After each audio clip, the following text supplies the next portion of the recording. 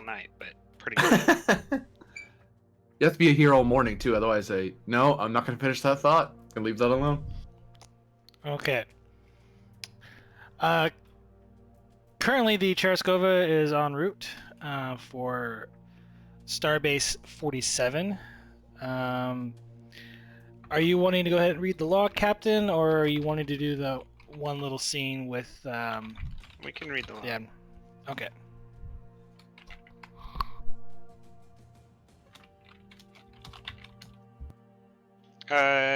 You're live? Yes, we're live. Captain's log, stardate 54102.38.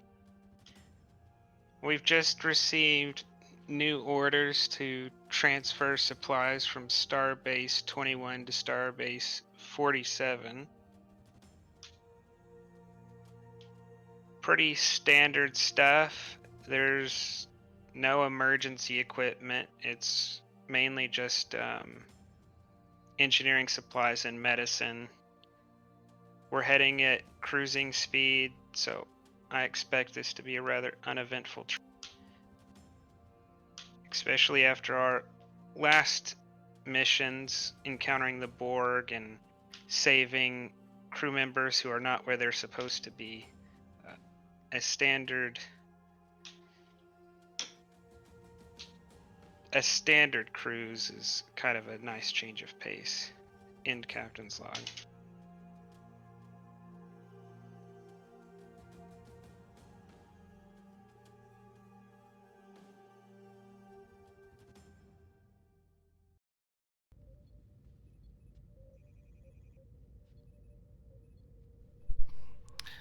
Like the log said, currently the Tereshkova is en route to Starbase 47.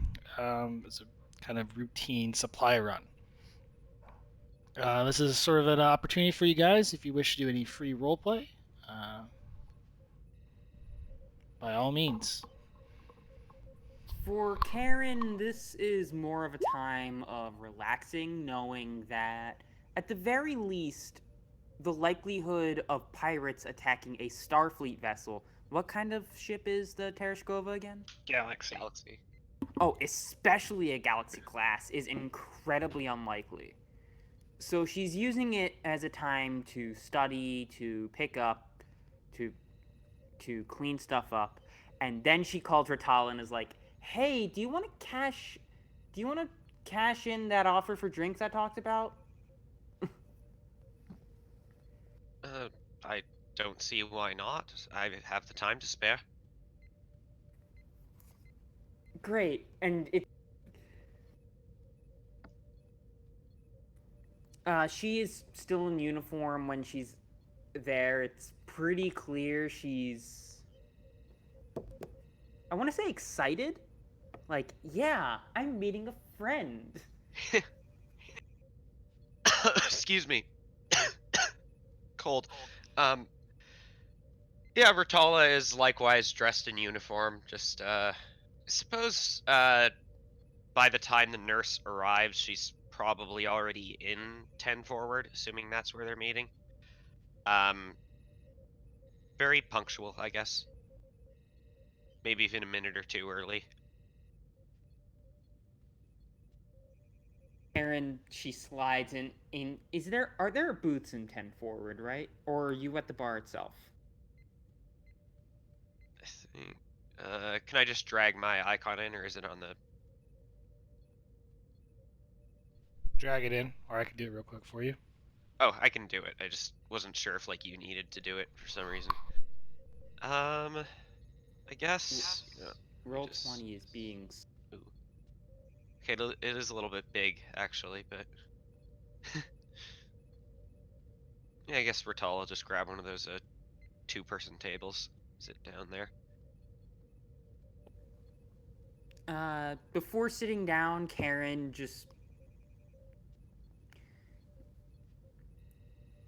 goes over to one of the replicators and then looks back and goes, "Are you allergic to shellfish?" Shellfish? No. Oh, thank God. And orders just a small plate of mussels, slides it down and goes, "Okay." As a question, as a reminder, what happened last time? I'm gonna reread the logs, but I'm guessing it was stressful and we nearly almost died. Uh, sorry, what session? Were you there for the cube session? I was there for the. Oh, right. We didn't do anything on July 4th, and I missed the one on the 11th. Yeah.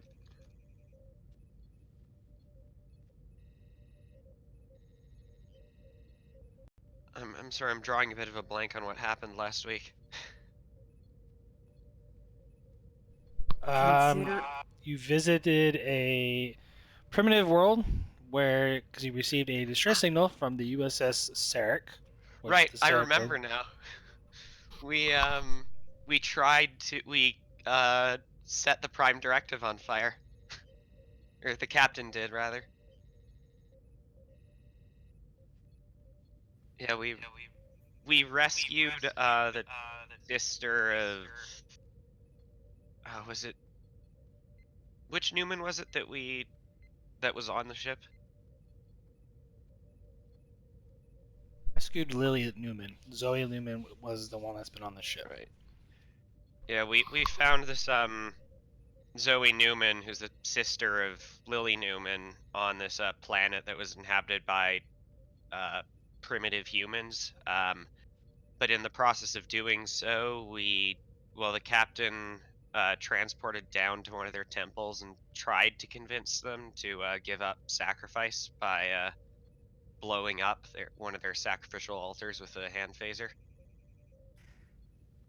Okay, yeah, that's probably something that's making, like, Starfleet rounds. So she goes and says, "Scale of 1 to 10, are we going to be having a new captain flying out of Starbase 47? Not really my business to get involved in, I suppose. I've never been much of one for the philosophical side of things, but well, we'll have to see what happens, I suppose.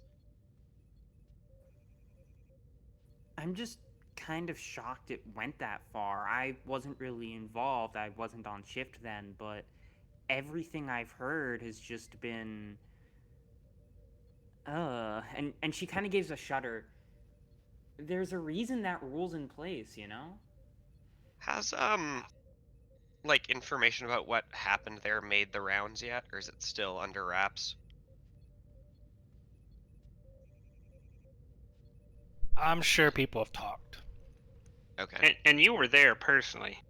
Yeah. I just wasn't sure if, it was a thing that was known by the crew or we were still trying to not talk about it.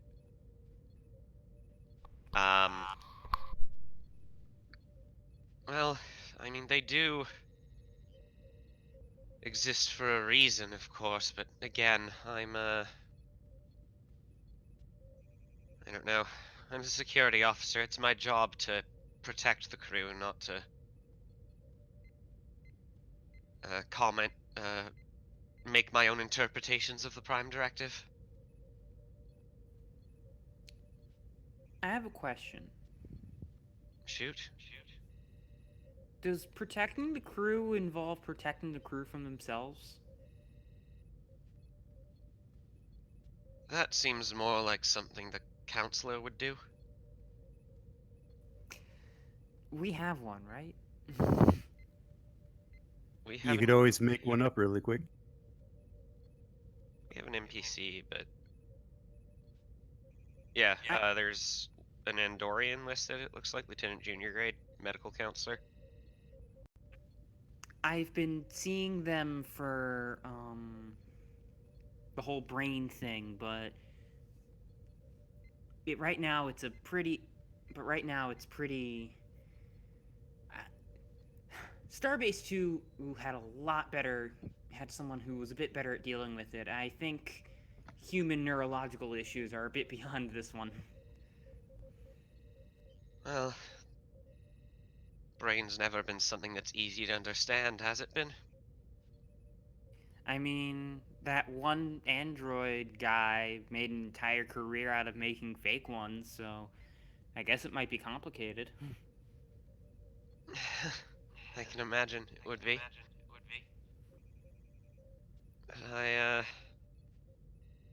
Well, I don't know. I guess I can understand why the captain did what he did, but the strategic mind in me tells me that it was too rash of an action. And well, I suppose that is the reason the Prime Directive exists, because we don't know what impact our actions will have on cultures like that. So it's best to not meddle unless we have to. Yeah, I'm pretty sure it's why. There was that incident with the planet filled with Nazis. There was that one time they accidentally made the super virus that affected the Klingons.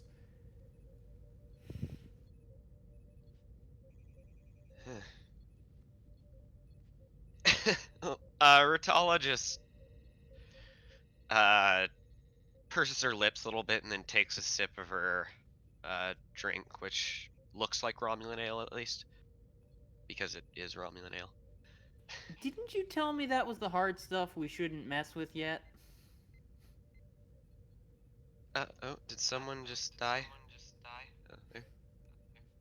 No. It is, but it's, well, as long as you drink it in moderation and you're used to it, you'll, should be fine. I usually keep to no more than a glass every 2 hours when I'm not looking to get drunk, which is all the time. I didn't even know they served real alcohol on ships anymore. I thought it was all synthale at this point. Is that a private reserve? Yeah, I keep a little bottle. It's legal to have now, you know. Yeah, you told me last time we saw each other. I'm in.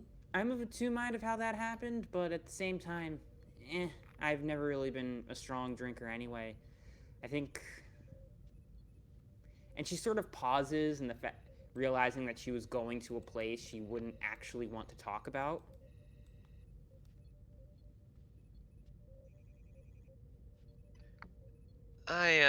Well, to be honest, I'm not much of a drinker either. I mean, I have Romulan ale on occasion, but honestly, not more than every few weeks.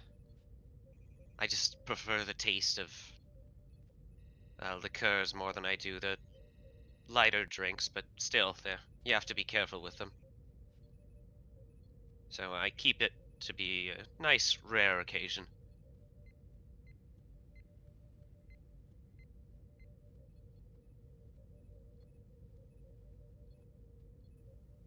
As a question, GM, do you want us to end the scene soon? Anyone else have anything they wish to do?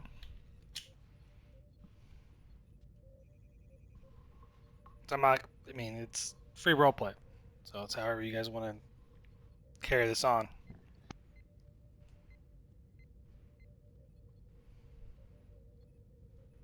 All right, I think I'm gonna wrap this up soon so we can, because I don't know how long we've been going with this, but it's been pretty long.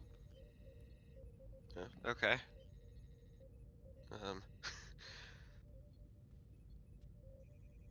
Yeah, maybe I'll have to, I can mix a decent cocktail with the stuff, takes off the edge a bit. Maybe I'll have to introduce you to it sometime. You know what? I'll take you up on that. Anyway, sorry I didn't get anything myself. I needed to. Shift for me starts soon, and I'm gonna want to make sure that I'm at the very least sober before I'm cutting people open with a scalpel, you know? That does seem like a wise course of action, yes. Well, it's been nice talking to you either way. It's always good seeing you. She.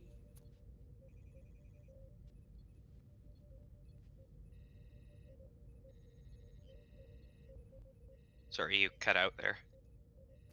She goes, "It's always good seeing you," and then holds out her hand and then is sort of shaky. And it's kind of shaky, but she also goes,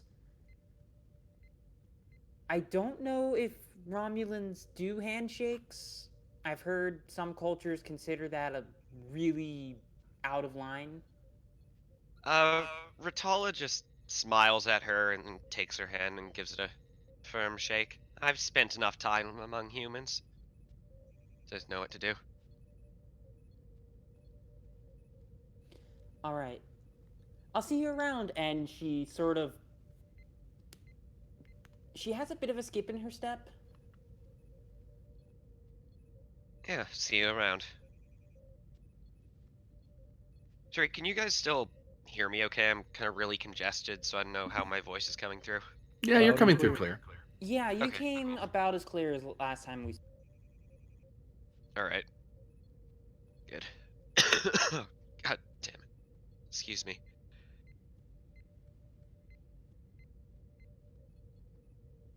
Cut to the bridge here.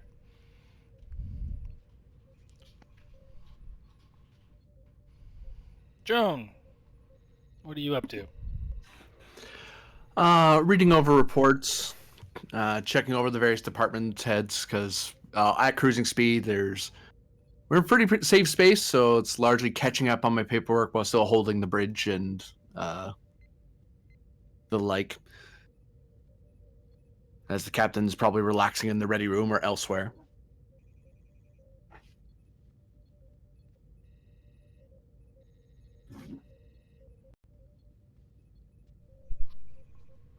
All right. Actually, one thing I do check up on is to see how the Newmans are handling, according to reports. Lily Newman is still kind of in recovery. She's currently still hasn't recovered her memories yet. As for Zoe, she's a little devastated, though she's very more. They're saying the fact that she's concerned about her twin and whether or not she would regain her memories or not. But for the most part, Zoe has requested some extra leave time, Mm-hmm. even though she's probably already used her quota to help deal with her sister's recovery.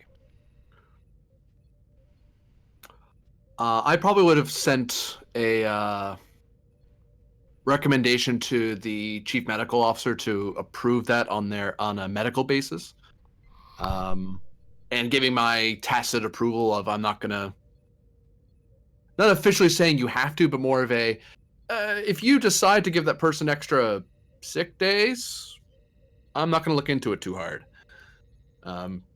given her current circumstances. Um, did the Newmans have any family, or is it They've just all- the two of them? It's just the two of them. They've All right, passed. I'll probably set up a meeting time with Zoe. Not right away. I'll probably give her. Roughly how long has it been since we got her sister? I forget. A few days. It's been nearly a week. Okay. I'll give it another 2 days before I bring her in for a meeting to see about what she wants to do. But I won't tell her that. I'll just say I want to have a meeting with you regarding an XO meeting with you. So I'll settle that. What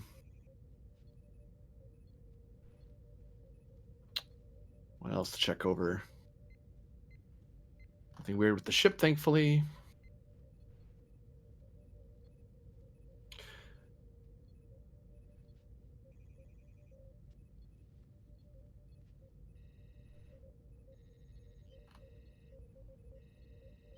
Probably check over the various departments of the ship, see if there's anything out of place or if there's any HR issues that need handling at the moment. Or interpersonal issues, as the case may be.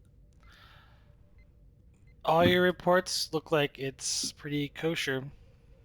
For the most part, it's a pretty relaxing cruise, would you say, towards Starbase 47. Does it look like on our itinerary we're going to be at Starbase for a while, or does it look like we're getting another mission? The order stand is that you are to arrive at Starbase 47, drop the supplies off, and then you receive orders to go from there. Okay. Given that we're on a somewhat relaxing cruise, I'll actually start organizing from there some events for the crew to do for self development, training classes, some fun things to do. Just so they're not at their duty stations and that's the only thing they're doing, something that's a little more structured. Basically playing the Ryzian cruise director. I don't know how else to put it, but that's the sort of thing. I'm trying to make sure people keep the morale up because I get the feeling that if we're sent on another mission, I kind of want them relaxed when they go into it rather than all wound up, especially since we were not that long ago in staring a Borg in the face, so and other such things. Give me a presence command. Difficulty 1. Presence command.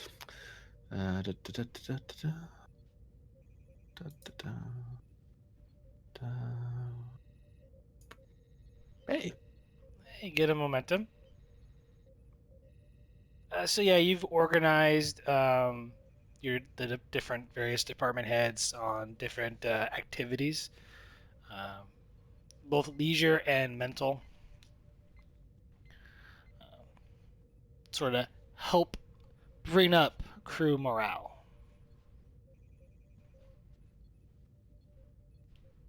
And once I have it all lined up, I'll send a file off to the captain so he knows what I've been organizing so he isn't surprised by it.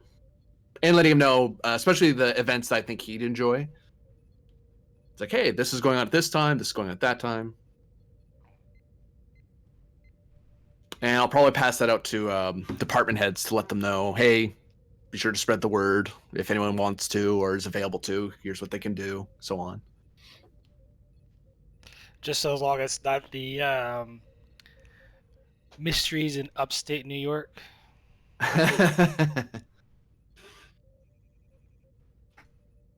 Well, I mean, no.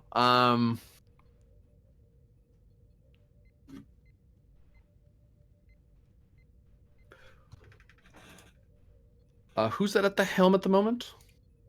Forgot their name. Talk is the pig-looking one. This guy. Tellarite. I think Teeks is the other one. Yeah, Teeks and Talk are currently Talk. Oh. Teeks, what's our current arrival ETA? should be arriving at Starbase 47 in about a day and a half, sir. Day and a half? All right.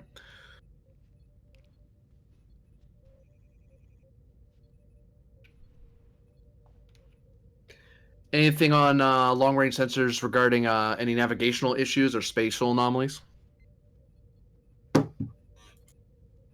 No, sir. Mostly I've charted a course that avoids nearby systems.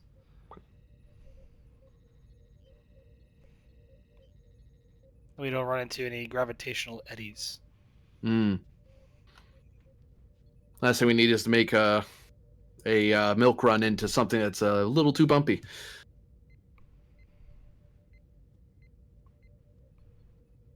I'll walk out onto the bridge. Captain on the bridge?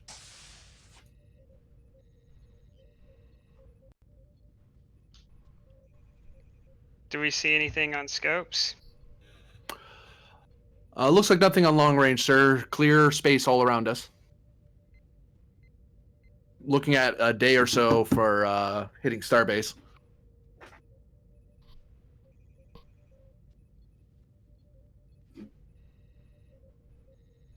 Oh, I Right, wanted so- to ask you, sir. Would you be willing to do a class on some the finer points of practical engineering? I know some of the crew can use some cross training in that for damage control purposes, but I didn't know if you wanted to lead something like that.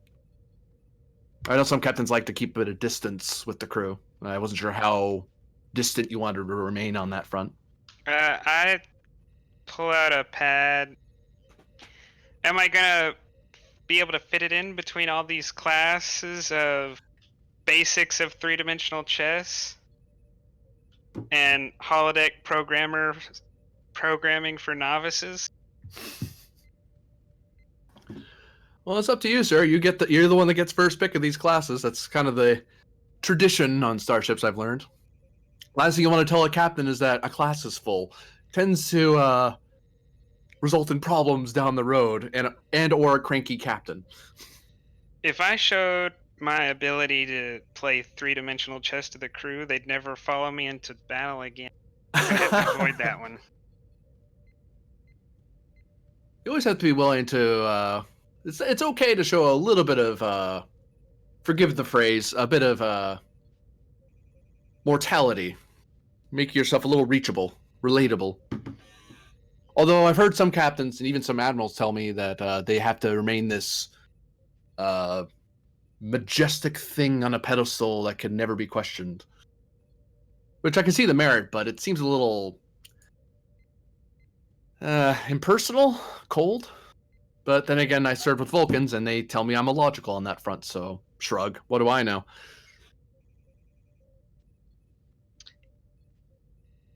Well, I don't know that you should worry about what they think. They're the ones that would try to convince you that moving around pawns and knights can inform your ability to fight in space.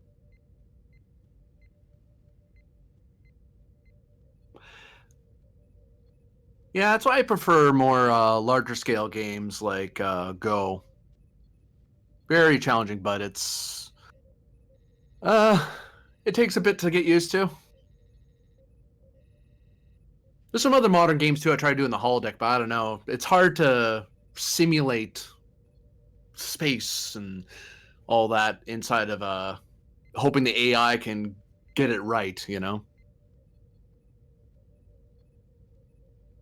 Actually, I was thinking of arranging for some mock trial bridge work in the holodeck for using some of the crew. Not the senior crew, some of the junior crew to kind of work their careers up a bit. That's why I have that class on the Kobayashi. It's a Kobayashi variant, but it'll be something that'll give people a bit of a taste of what the upper ranks have to deal with. Well, according to the academy, anyway. It'll definitely give them a sense of impending doom. Acceptance is the path to enlightenment, a wise man once said. Although that man is dead currently, so I don't know if I want to listen to that particular bit of advice.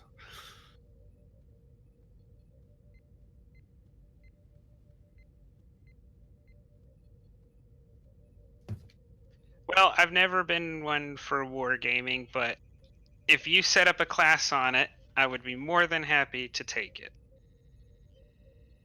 Oh, definitely. I've held some instructional classes on combat tactics for a while since well, in the war you kind of had to, it's one of those things you have to brush everyone up on, especially new guys, but now it's more of a, it's weird to be teaching that sort of thing a little more casually, you know. Don't have the fate of the Federation resting on us on our lessons. I mean, we do, but not as immediate. Oh, something I wasn't expecting when I was joking about wargaming. I wasn't expecting you to teach a class on something so new and so valuable. I thought I was thinking more along the lines of where you see in old movies where they have the little markers on the boards and you push it with a little shovel. You joke, sir. We had to do that once on one of the star bases. The whole grid just, we lost power to it. Everything else was working fine, but the display on the main table just went out. So we still had to maintain where everything was tactically and strategically. So we just started grabbing bits of pad, spare phase or whatever, and just started moving them around. It's not a thing you want to learn ad hoc. You kind of want to organize that in advance, I learned. But I mean, it was better than nothing. If you tell me that the Admiral was wearing a tricorn hat, I think we have a successful holonovel. No, that was somebody else. So what are you looking to do today, sir? I know you're not one to sit the bridge when we're not under too much strain.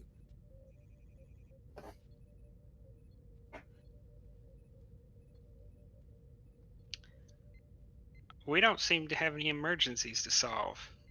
So That'd I be- may be spending a little more time on the bridge than I like. You could always poke your nose down at engineering every once in a while, give them a scare. Call it a spot inspection, and then you can play around down there with well, it's not playing, I suppose, in your case, but show them the benefit of your wisdom. And be the kind of captain that I would have hated only 6 months ago. Hey, engineers become captains. They have to know what a captain's supposed to look like. I mean, these days you barely see engineers on the bridge anymore. They stay down there. Like it's Connie days or something, where you kind of had to do that.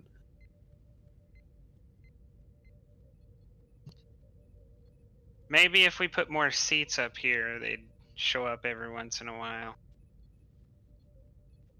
Yeah, people always complain about the pull-out seats from the walls. I think they're fine on the Galaxies. And the refits have that little back you can pull up. I mean, they're not as comfy as these, obviously, but you know.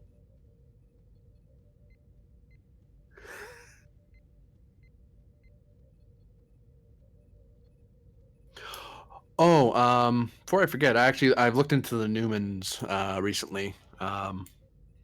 Looking to give Zoe a bit more time, and I'm actually thinking of talking with her. See about what they want to do going forward, because they've been through a lot. I'm not sure how willing I'd be to keep serving if I were them. I mean, I've seen some stuff too, but I don't know. Never had family directly endangered. Thankfully.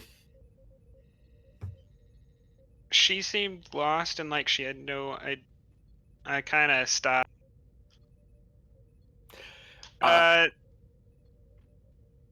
Teeks informed Vogel that to come take the bridge, and then I walked towards the ready room. Commander? Aye, sir.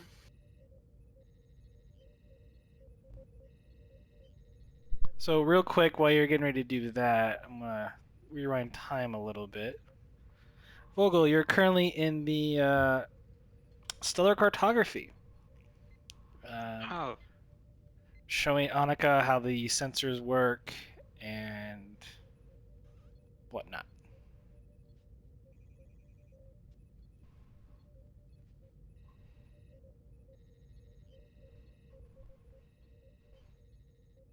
Lieutenant Vogel? Up, I'm here.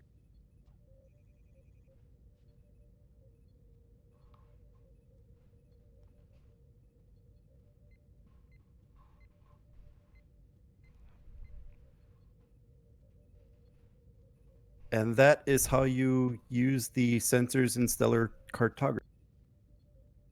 So I can see my planet from this room? You could see any planet you want from this room. This is extraordinary. Since I am the head of the science department, I could make it to where you can have access to this room whenever you want.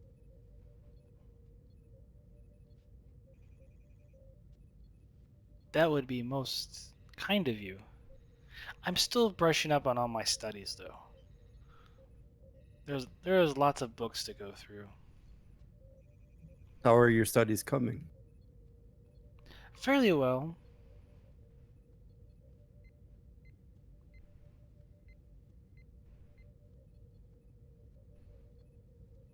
Have you had any trouble with the material I've given you? No, but it is a little hard to digest it a little bit at times, especially when I'm hungry.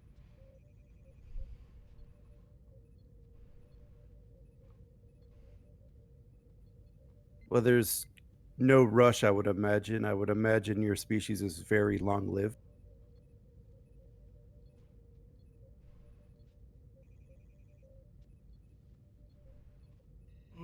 From what I was told from the other, we do the bonding and we take on the appearance of our counterpart. We live as long as they do.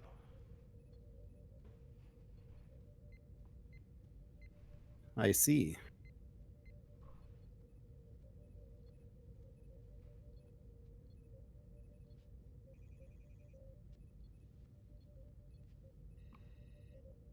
You're back. Well, if you've taken some of my attributes, I'm sure this will be no problem for you.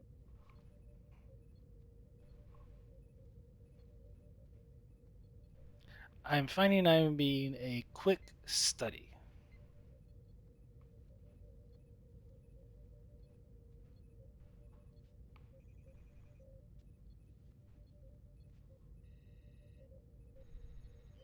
And at that moment, you get the Lieutenant Vogel, please report to the bridge from Teeks.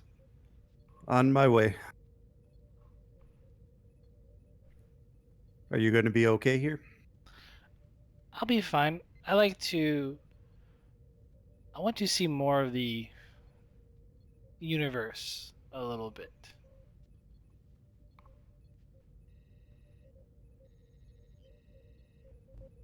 Well, you have access to the sensors here. I imagine you remember how to how, and I update the cartography logs regularly, so these should be all up to.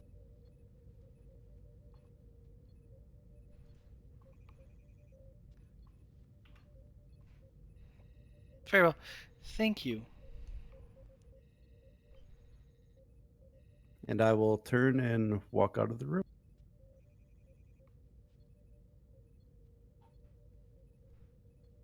Sound effect. Here we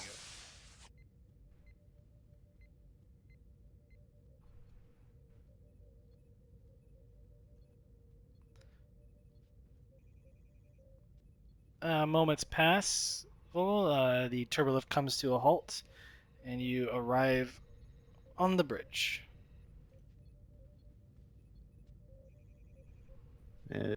And I'll walk to the captain's chair and sit in it.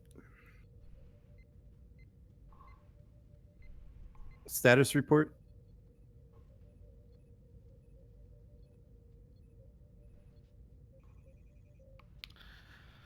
Clear skies, Lieutenant.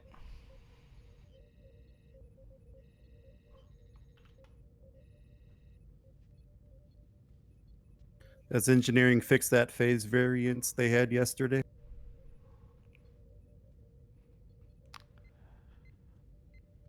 Yes, they have, ma'am.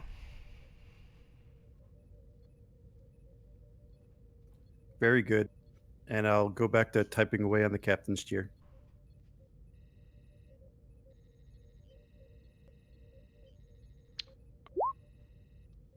Where were we, Commander? You were expositing about your opinion of Zoe Newman, sir. As I sit in the couch and kind of relax a little bit.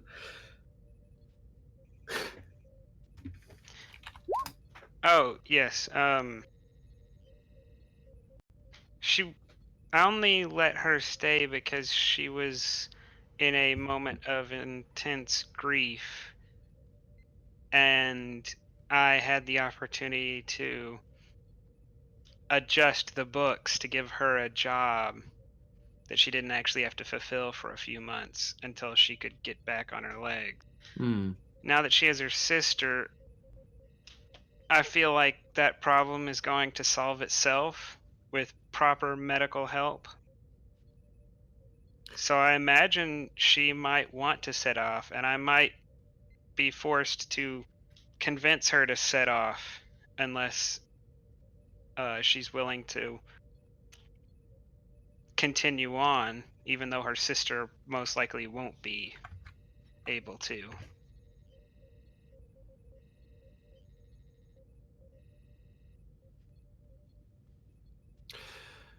Yeah, it's for me. I always like to make sure when when a ship loses a crew member, whether it's to transfer or what have you, I try to make sure that they're looked after once they leave. If they did their job or better, or they are in distress, I mean, that the occasional crewman who honestly has no business being on a starship, and I usually don't bother with them too much. But in the Newman's case, I mean, they're very educated and they've served Starfleet well. I want to make sure that if they want to continue serving, we can try to, whether it's here or somewhere else, we make sure that they can get that chance. But at the same time, if they want to leave, I know certain people in command try to keep people as long as possible. I'd rather keep somebody who is enthusiastic to be in Starfleet rather than someone who feels like they're obligated to do so.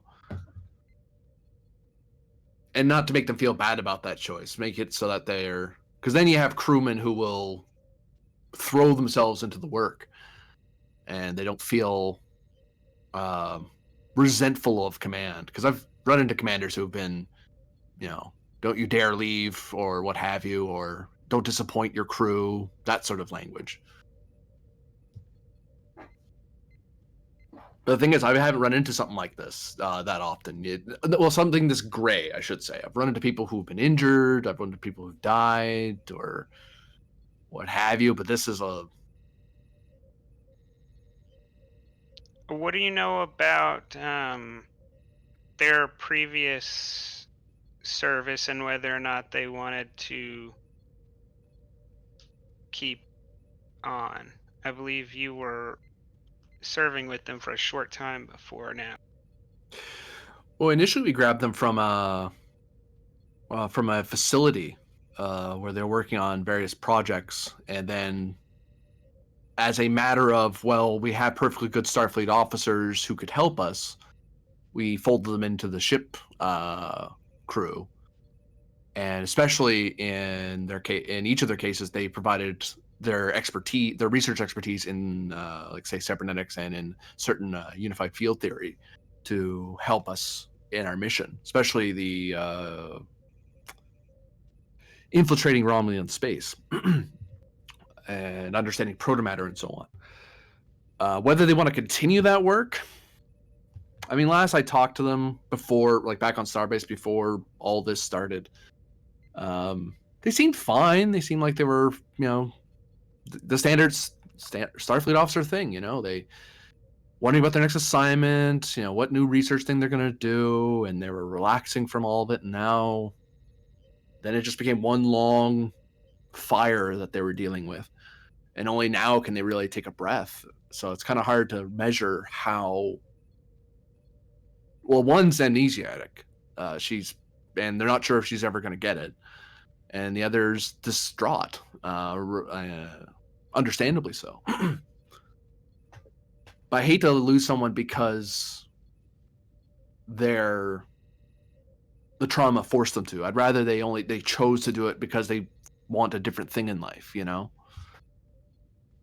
For the time being, I'm actually looking to give. I'm going to wait a couple days. I'm going to talk with. I always mix them up, GM. It's the one that's awake is Zoe. The one, Zoe is. It's Lily that was looking for her sister. No, Zoe was looking for her sister. Right. I was right the first time. Darn And it. it's the same thing all over again. It's interesting. Except this time, Lily has got amnesia. But yeah, I'm looking to speak with Zoe in a couple days and try to get a measure of what she's looking to do. Because we're getting there tomorrow to the station. And depending on our orders, we might have some time to shuttle them off elsewhere or meet up with another ship. It's been a week so far, but it's one of those things I kind of want to. I don't want to feel like I'm rushing them to prove they want the job, because that tends to make people lash out when you do that. If you do it too forcefully, for lack of a better word.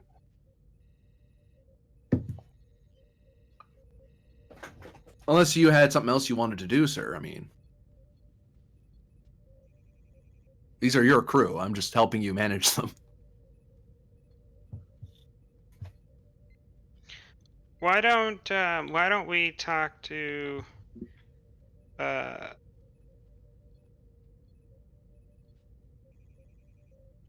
don't we talk to them, or no, I guess not to them, but why don't we start discussing career options at Starbase, and kind of get a gauge on where they want to go. Yeah, because depending if they there's only so much we can do here. We might it may be very likely that we'd have to transfer Lily Newman into deeper into Starfleet Medical's care, whether back on Earth or one of the other hospital ships.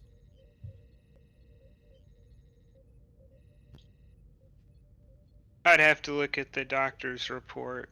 I Mhm. couldn't imagine there's a lot you could get on a hospital ship that you couldn't get on a Galaxy, though. Yeah, I mean, the only thing that's probably well, let me think about it. I mean, our medical facilities are pretty good, but dedicated medical ships would outstrip us quite a bit, and a planetary facility would be much way better. They have a lot more specialists in that regard.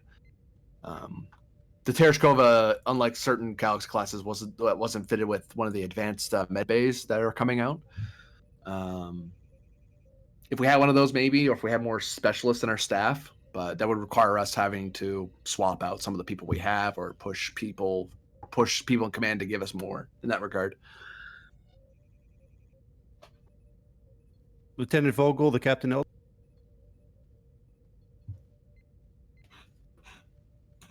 Ooh, we might have a crisis on our hands.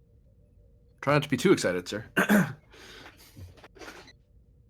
Just let it be a burst conduit somewhere. That's the exact level of excitement I'm looking for. This is the captain. Captain, we are detecting an unknown signature in the Alpha Leti system. Starfleet has designated the system off limits due to a pre-warp civilization on the third planet.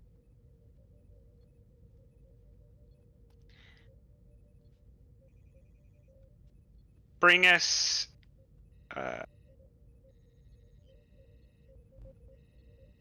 down to warp 4. I'll be out on the bridge in a second. Hi, Captain.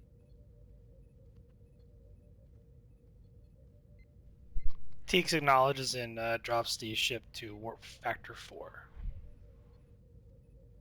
Thinking of sending a shuttle out to investigate, sir?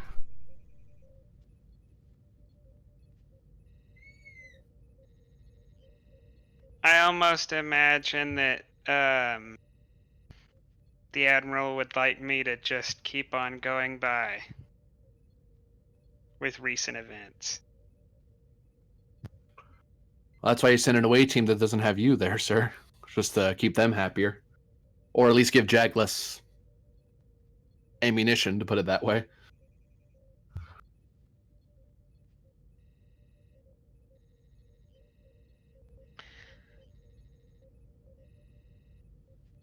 Well, just make sure your opinions are noted going forward. And I'll be heading to the door as I say that. Sir?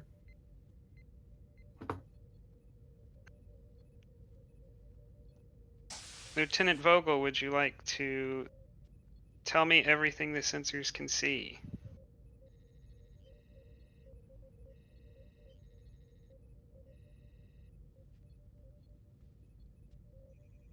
Is there a roll or just what I have?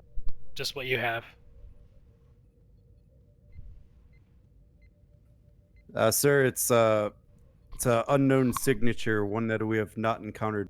We're having trouble getting an exact, an accurate scan of it. Is it a signal being transmitted, or what do you mean by It is signal?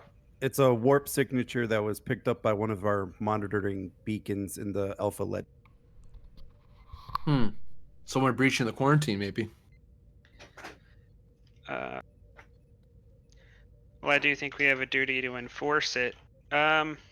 Set course and engage. What's our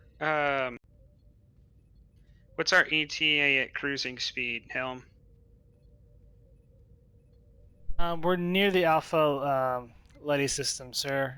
We should be there at warp factor 8 within a few hours.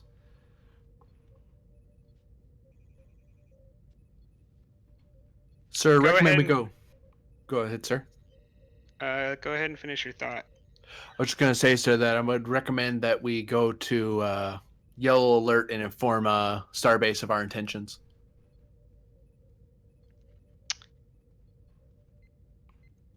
You do that. Helm, take us there at warp 9, and I'll sit back in the chair. Understood, sir. The ship increases speed to warp factor 9. All hands, Yellow Alert. The hue of the bridge changes from its standard green alert with the yellow alert axons. No sound, because I don't believe there was a sound effect for it. Yeah, it was just a light color change, as I recall. Yeah. Teeks reports that they should be arriving there within an hour.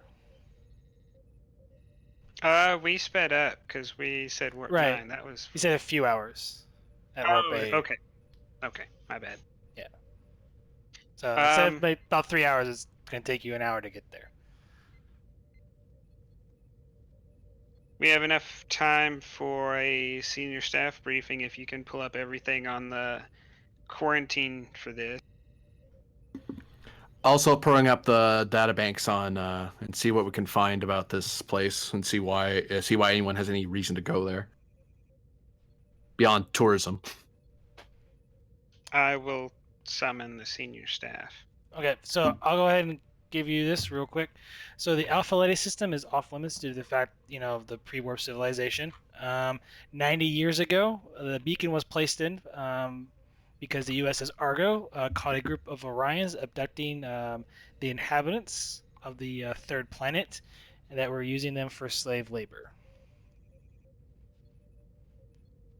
And until then, Starfleet has been kind of keeping an eye on the system, just to ensure that no warp vessels are entering the area, so that way the inhabitants can evolve peacefully without interference from other cultures.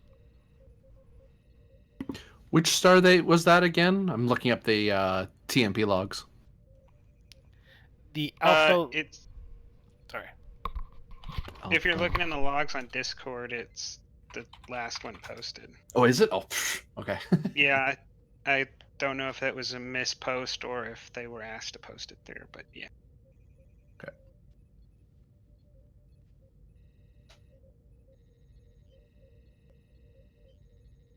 Oh, yeah.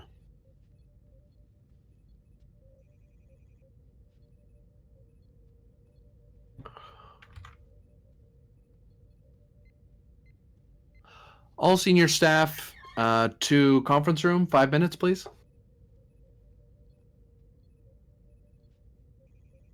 Sullivan is not senior staff, right? Sullivan being CMO would be considered senior staff. Yeah. Okay, I thought she was head of beta shift. I didn't know she was promoted at this point. Okay, so yeah, she comes in. Or probably more like if there is a senior over you, they probably sent you to go. It's like, I'm busy. Go, you go to the meeting. Yeah, we can Starfleet's finest. we can we can work on booting out the old XO or CMO at Hey. the next Starbase or whatever.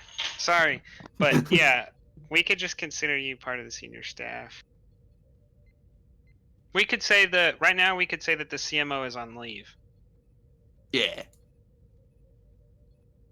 Dr. Toulon was your previous CMO, and she was injured at Starbase 21 during an incident a month ago. Did we ever pick her back up? No.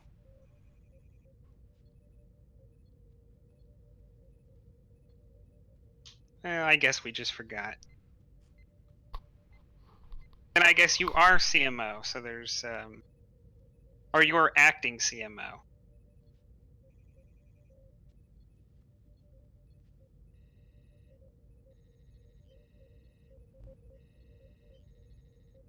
I guess I'm technically acting at this point, so I'll come in slightly out of breath and going,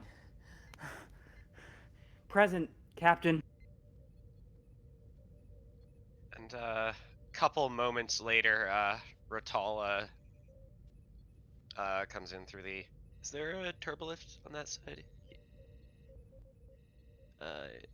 Kind of, not really. Never mind. Rotala comes in through the door after the nurse. I got here as quickly as I could, sir. I like the enthusiasm, Sullivan, but the 5 minutes wasn't an exact time. You could have walked.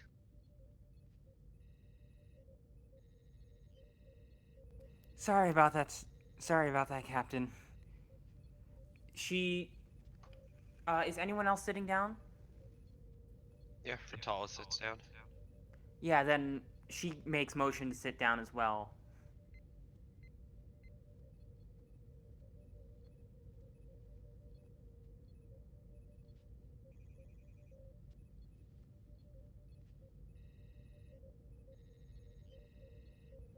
At this point, I believe the entire senior staff has assembled in the conference room.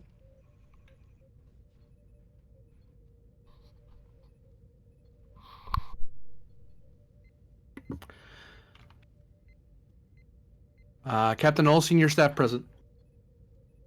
Tell us what you found. Well, as of current, the Tereshkova has detected a unknown warp signature entering into a locked system by order of Starfleet. It appears that what occurred, there was a back at about Stardate 8297, 8298. There was the USS Argo encountered a nuclear age planet, and there were some observations going on, and then it would seem that the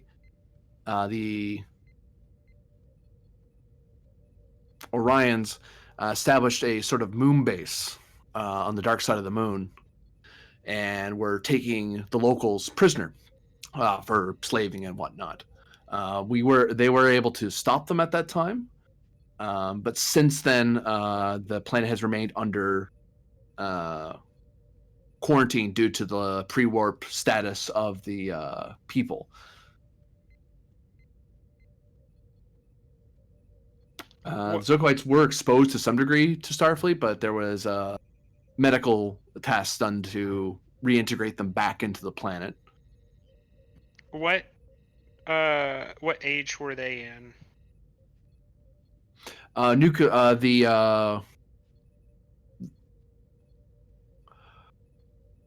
The rocket stage of development. So moon landings, basic atomic age technology. So there's enough time, presumably, for them to have made it to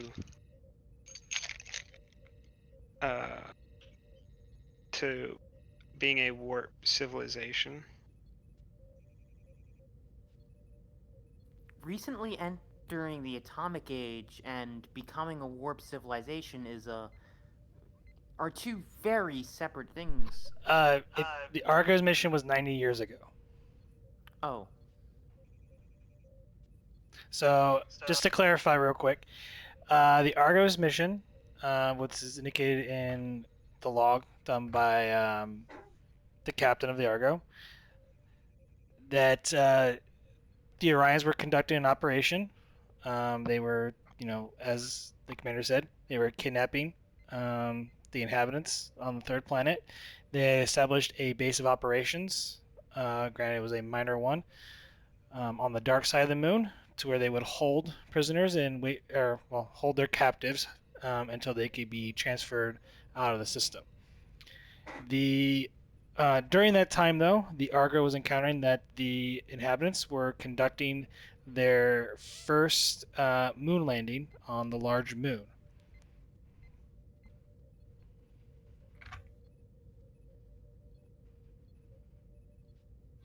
GM, over the 90 years, have they developed much?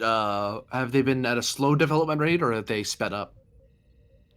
According to our Starfleet observations, anyway. Starfleet has been because of the possible cultural contamination that happened. They have not engaged in survey operations in this system. They've just been merely monitoring it.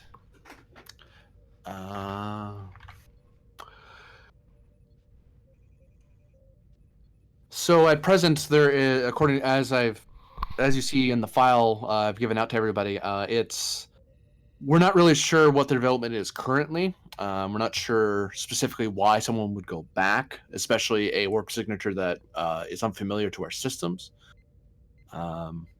We have currently diverted to that planet. We should be getting there in a few hours.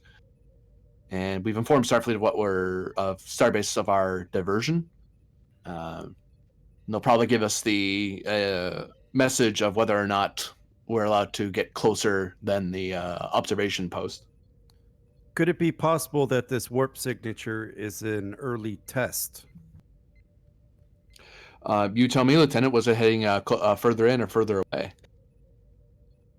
Or you think it might have been them going out and then turning around?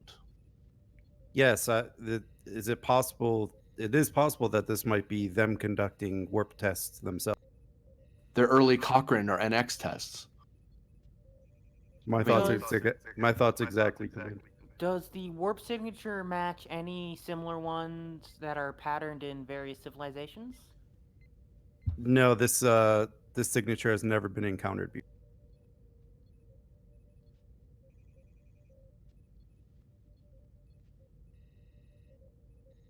And given our current location in space, we're far away from a lot of uncharted territory.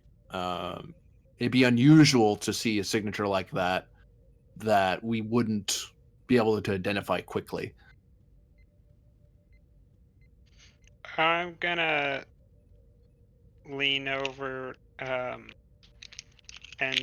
press a button to open shipwide comms. Secure from yellow alert, and I let go of the button. If this is our prevailing theory, then there's no reason to have the ship on yellow alert. I suppose we'll have to try to make sure this first contact goes well. We're not assuming first contact quite yet. If it is them at warp, then and they've achieved warp, then we can approach them. But if this is an outside force, then it's a quarantine enforcement mission. Of course, sir. I just meant that it seems like that is a possibility. Oh yes, very much so. I found it pays to be cautious when it comes to how much optimism I have.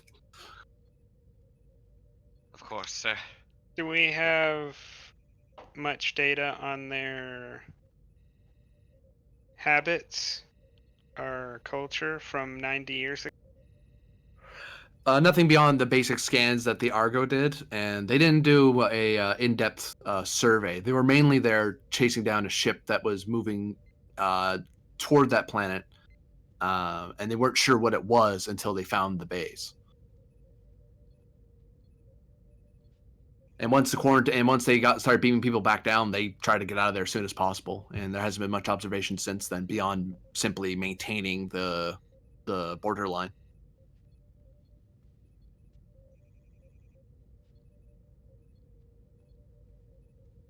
GM, on record, is there any has anyone else tried to breach it or tried to poke their noses in there? A Ferengi or traitor No. of some kind? No, they haven't. The beacon it also warns off spacefarers. So when it detects the beacon's designed when it detects a warp signature in the Alpha Leti system, it notifies the nearest the nearest Starfleet vessel. No. Warning: you're approaching a planet, and the authorities have been alerted. Yeah, essentially is what it is. So yeah, this place doesn't have Captain. This place doesn't have a history of anyone breaching the wall. With Starbase so close and in this space so patrolled, I think the possibility of this being a warp test is actually the strongest theory. Although without getting a direct scan of what happened, it'll be hard to tell. Engineering and science, I'd be interested to see what y'all could come up with to prevent us from being observed. I'll see what I can find, sir. I was just about to suggest that myself. We should be able to mask our signature with a few shield modifications.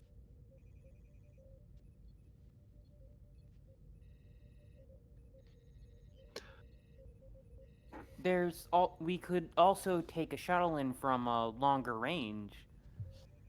Would something that small be noticeable on primitive sensors? The energy signature would be weaker. It's just that we would just have to make sure again to modify the shield emitters to make sure anything more advanced didn't see them.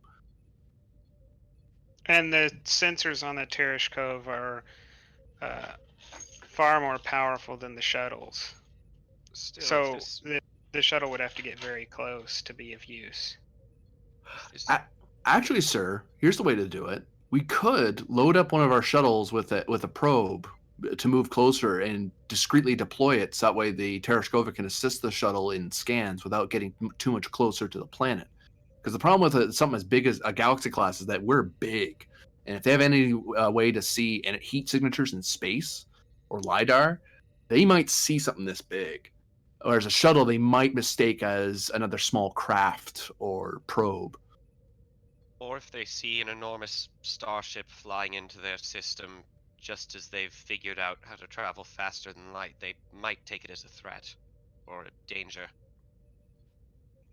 Are there any other planetoids in this system, planets or moons that we might be able to use as a bit of cover, kind of hide from the planet, just in case they have any high-powered telescopes or other sensor technology?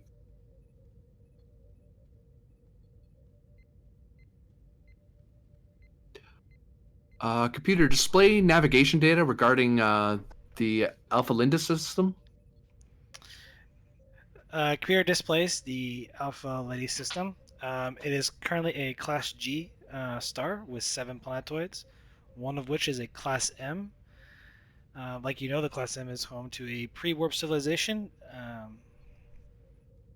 while some of the other systems are smaller number. It currently does have 1 gas giant.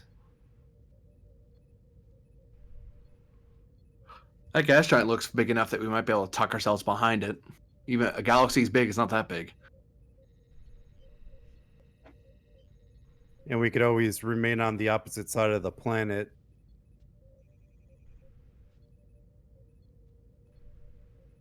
And then scatter any possible sensing that they might have, primitive sensors they might have, to make sure that they, even if they can't directly see us, they also can't sense us through other means.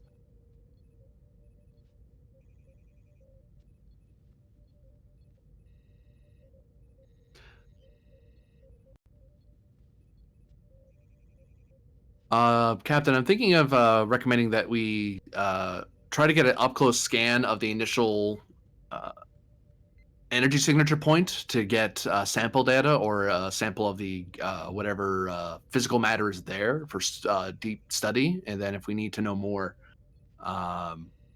we can we can observe a little more closer of the planet if need be. Although I highly advise that we get clearance from command before we get too much closer than the observation post, lest we inadvertently break a containment that we didn't need to break.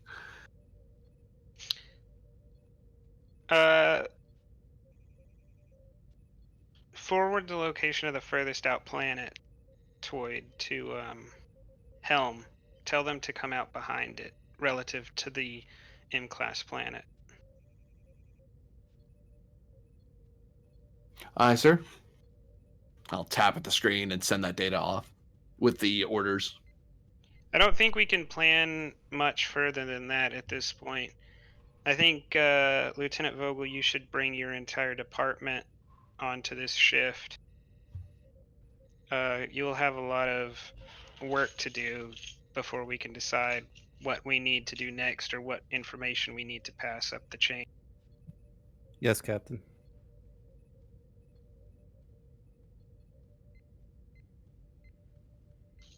I recommend Lieutenant Tereshkova work with Calum to get both the shuttles and the ship's shields ready for scattering primitive sensor in case we need to get closer. Agreed. I have enough engineering experience for that, I think. Well, so some of your security, you probably know more about shield modulations than from a live standpoint than engineering staff will. But they can let you know how far the ship can actually let you play around with. Yes. Well, either way, I'll do my part.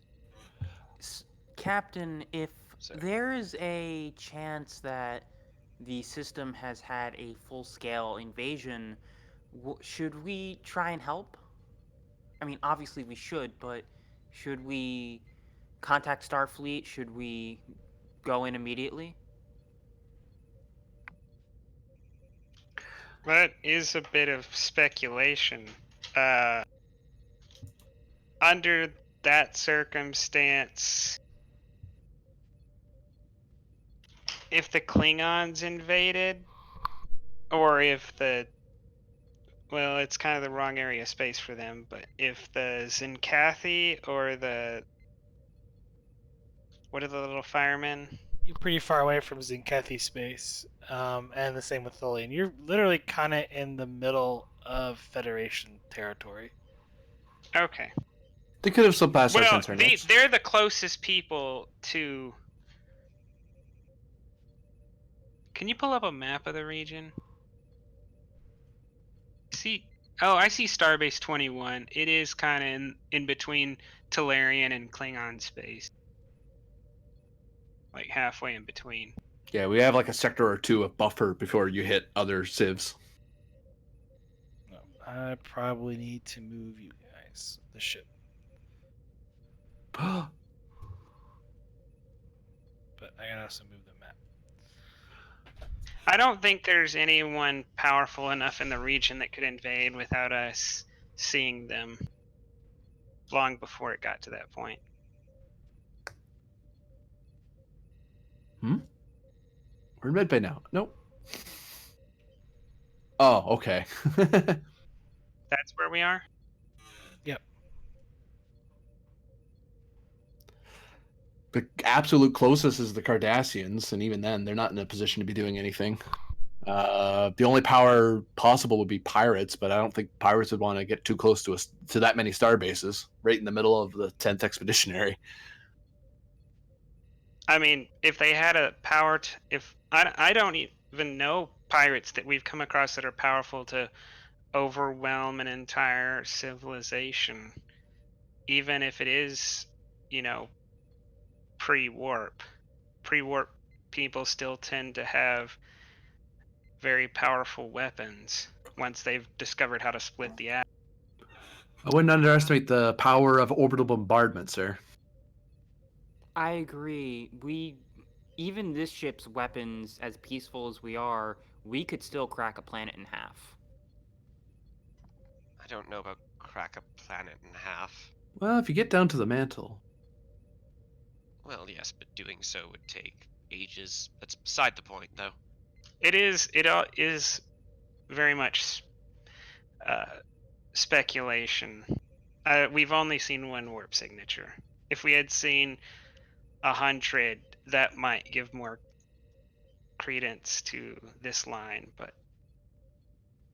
we've only seen one.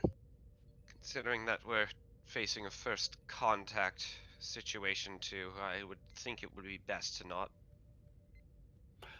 not prepare for battle, but rather not to go in expecting to fight whoever's there. Although, to inform you, Lieutenant, protocol on that front, if it is a warp civilization that's was attacking a pre-warp civilization, the captain is given leniency to use his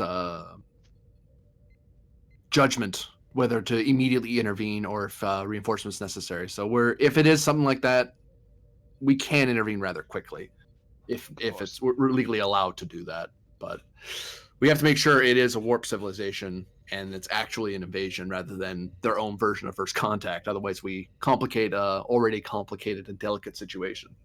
All I mean is that it seems, I suppose, like we're planning for something that we don't have enough information to plan about, is all. Oh, definitely. It's just more letting you know and answering the nurses. Forgive me.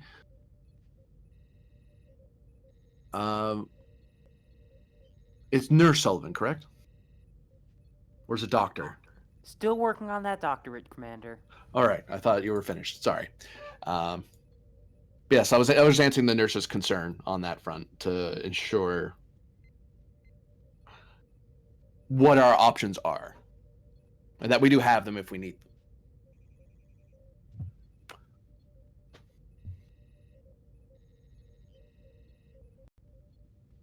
Of course, sir. If we do end up having to engage someone, then I'll be ready to do so.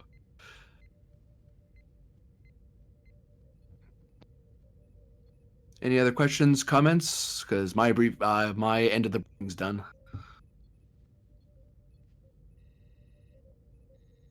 Not really, Captain.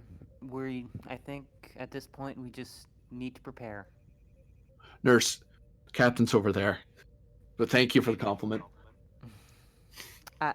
She blushes and stammers and then she's physically holding onto the armchairs to make sure she doesn't stand up and bolt out of the room.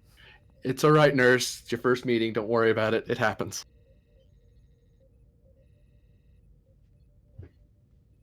Yes, Commander.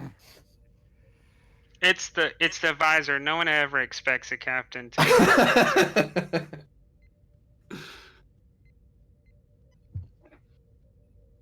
Nothing. I don't have anything from engineering. Nothing of importance on my end, other than just needing to figure out. I mean, if they've got telescopes, it's going to be hard to, other than staying on the dark side or the opposite out of sight. It's going to be hard to stay out of line of sight. But if they're using some type of sensor array, I might be able to figure out some modulation of the shield to hide us.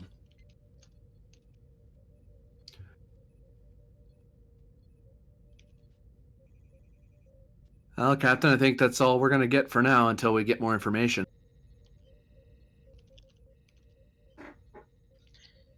Well, let's get to it.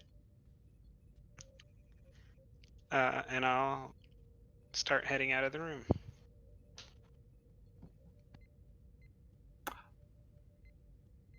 Dismissed. You have never seen Karen move that fast. Ratala sort of moves up to her as she goes to leave and just quietly sort of says to her, "You all right?" Yeah, I usually, I tend to get embarrassed when someone points out mistakes like that very, very hard. I'll be fine in just, like, a minute or two. I just need to, prepare for the... prepare in case, there's a full-on war going on down there. She sort of breathes in, like, very deep breath, breathes out, and goes, "Okay, let's go do this now." Ratala nods and just sort of gives her a gentle pat on the shoulder. Boy, I'm still trying to get the hang of talking to people like this myself.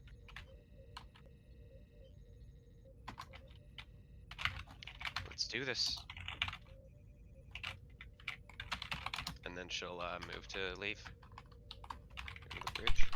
Okay, so you guys are going to come out into the system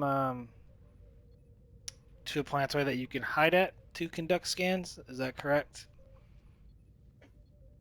Yes. All right. We'll count this as an investigation, or sorry, it is advantage. Con plus, or engines plus con for the assist. Control plus con for the main roll. Who, if you guys want to Engines activate plus- Teaks. I could always roll it.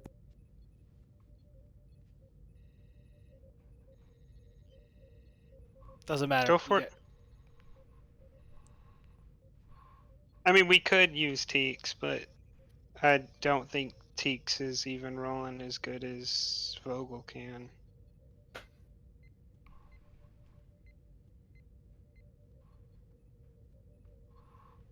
I'll make it. What's the roll? Control con. Just by the ship's engines plus con. Difficulty difficult? is 2. It's difficulty 2 because it's classifying it as a creation of advantage. Okay, cool. I'll use the momentum. Okay. I take that back. You're rolling exactly as good as Teaks could. But we still saved a resource. You gain 3 And momentum. gained.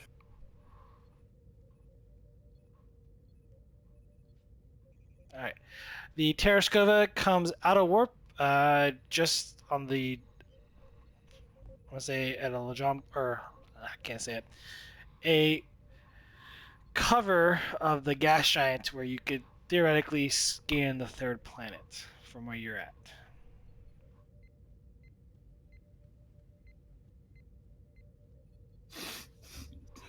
I will run the sensor sweep. It's going to be a reason science, difficulty 1, assisted by the ship's sensors plus science. I'll use a momentum just to buy it up, to turn on cautious.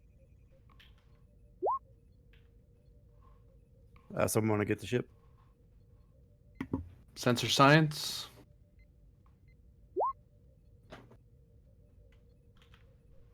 Yeah. So 2 momentum gained. I believe that you have 4. Should be, yeah.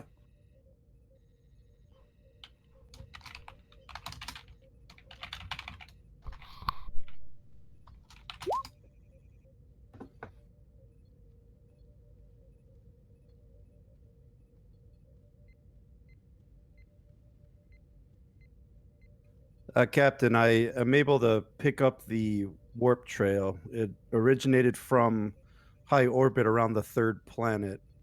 I'm also detecting several unmanned space-based radar satellites around the third planet.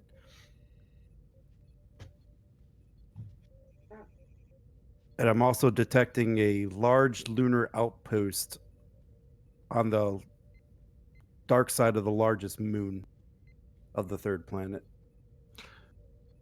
Real quick, is the third planet the M class? Yes. Yes.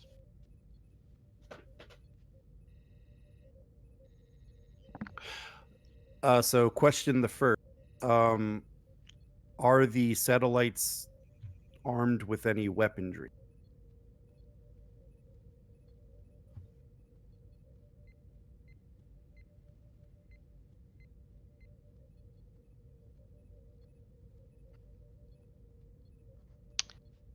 For a second question, can you see if you can match a warp signature to a ship on the surface or anywhere nearby?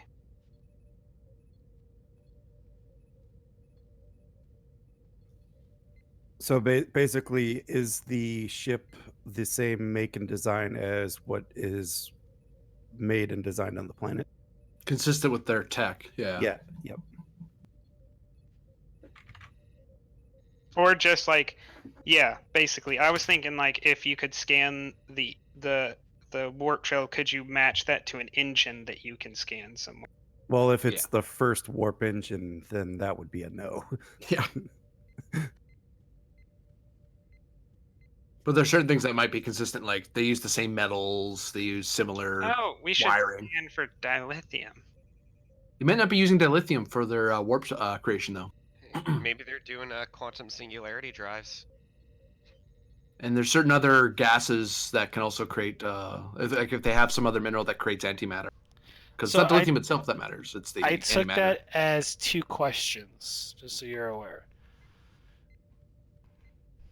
One was for the, looking for the specific of the ship, as well as the actual signature. Is that studious and science officer? I think. Yeah, there was. Yeah, that's studious science officer and high res. Yeah. So that's all our freebies for now. Yeah. I mean, I asked 3 questions, got 3 answers. So. Yeah. Oh yeah.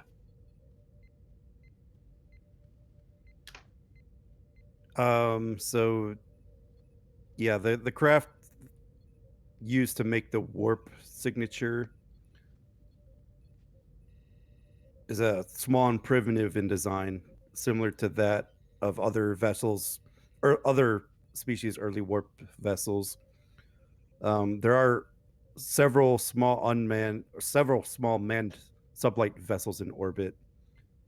But I'm not sure which ship actually made the warp jump.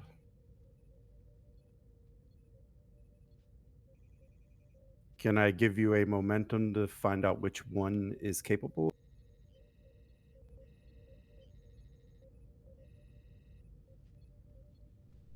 I'm going to give this to you. You can't detect it.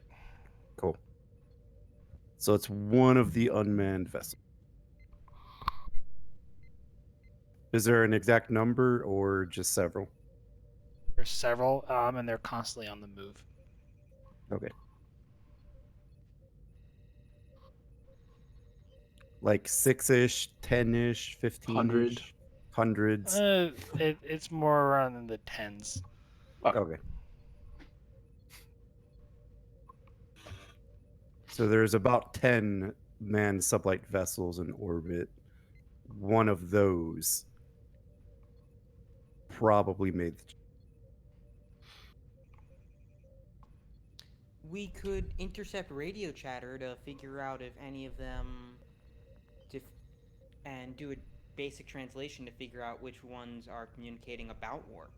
If this was their first time, it would be a monumental occasion, and if it's something that's a regular occurrence, they should have some sort of flight control set up. I agree, Captain.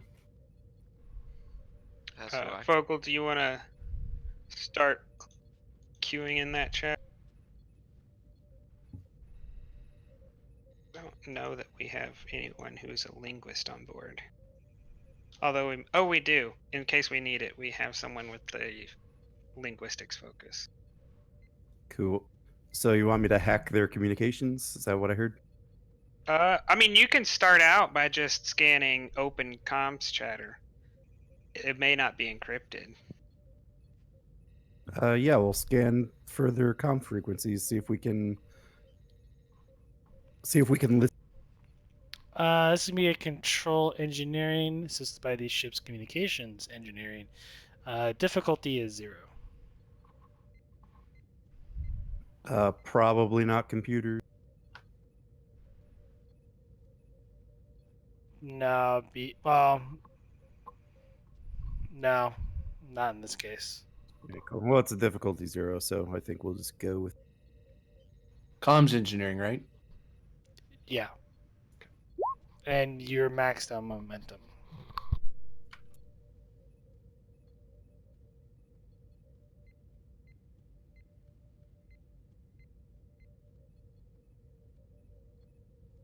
I like how the roller's giving us null system again. Woo.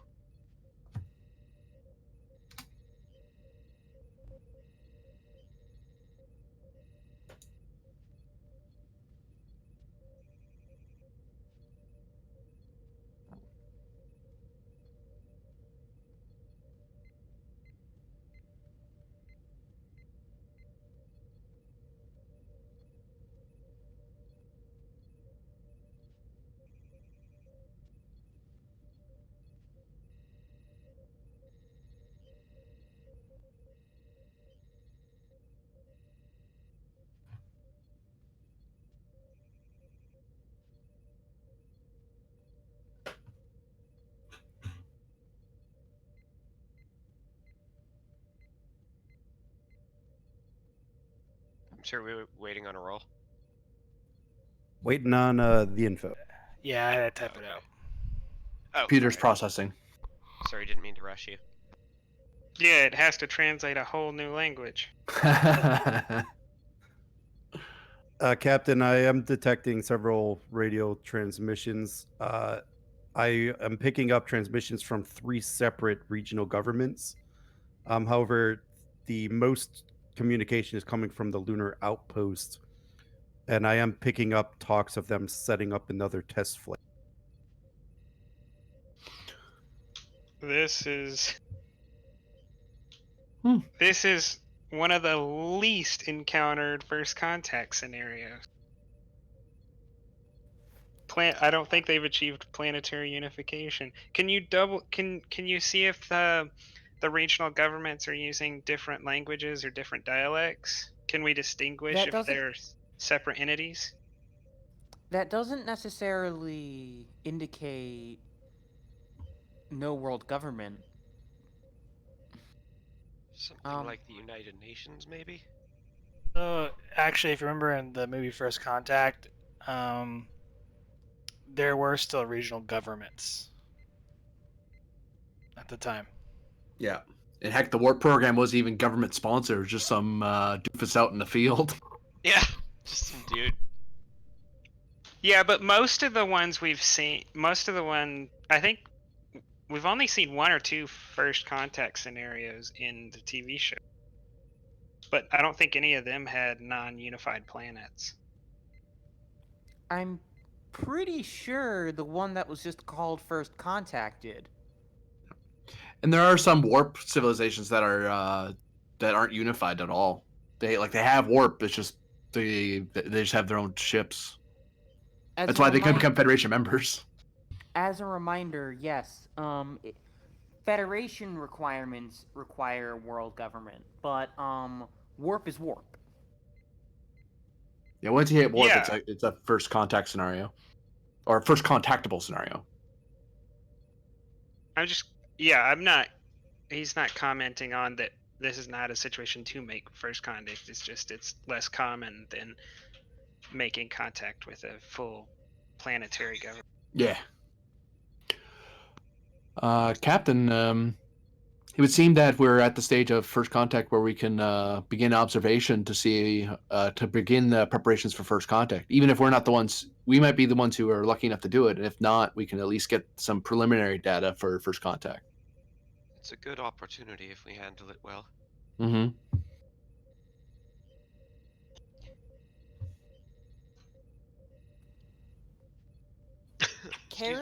Sullivan has this sort of goofy-looking grin on her face. This is her first, real first contact that isn't discovering that all the people are invisible and running away to preserve what little scraps of the Prime Directive are still left. Getting excited, nurse? Incredibly, this is, it's the reason a lot of us joined Starfleet. This is the cool stuff. You got it right there, nurse. Kim's gonna look over at Vogel and go, Lieutenant, could loop me into your sensor data? I want to keep an eye on engine. I got every third word, I think. Yeah.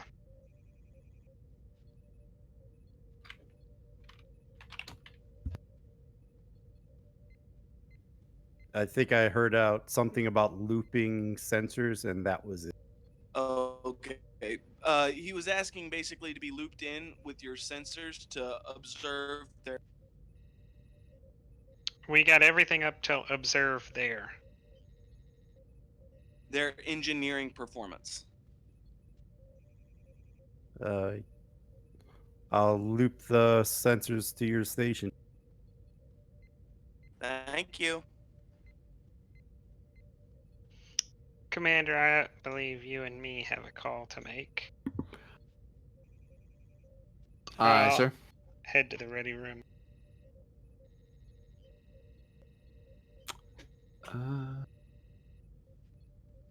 Oh, before I get there, I'll turn around.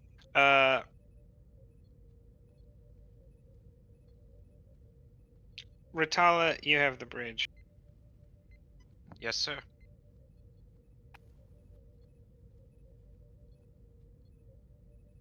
What is Talk piloting right now, or is he doing security from there? Talk is security. He's ops. That's pilot. Okay. Is Simon? Does he have any ship to ship? Can you hear me? He doesn't. Yeah, I can hear you. All right, thank you. Sorry, just wanted to check something. Just thinking, because then we don't have anyone on tactical. Anyways, Ritala will sit down in the chair and One of those fancy security red shirts will take tactical yeah, I guess I'll give it to if Lieutenant. needed. I'll ring up Lieutenant Simon, I guess, and just have him take the station. His specialty's not ship to ship, but we need an ops guy.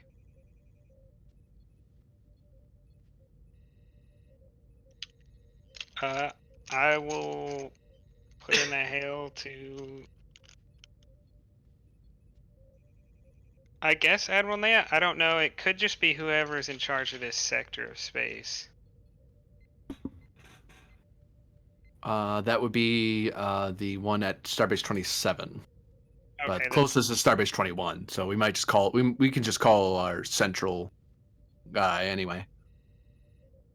yeah, if the closest starbase is 21, then I'll hail command at Starbase 21.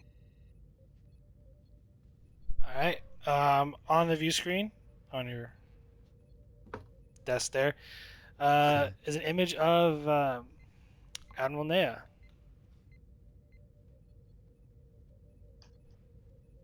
Good morning, Admiral. Good morning, Captain. Me and the commander here have just stumbled upon a civilization that seems to meet all the requirements for first contact. What civilization are you referring to, Captain? I believe your orders were to transfer supplies to Starbase 47. We got contacted by sheer luck of passing through this territory by an old beacon that Starfleet set out around about 90 years ago. The planet is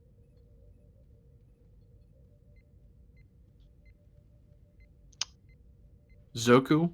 The I think Alpha that's the Leti. species. That's the Alpha species. Leti. Okay, Alpha Leti. It's the Alpha Leti system.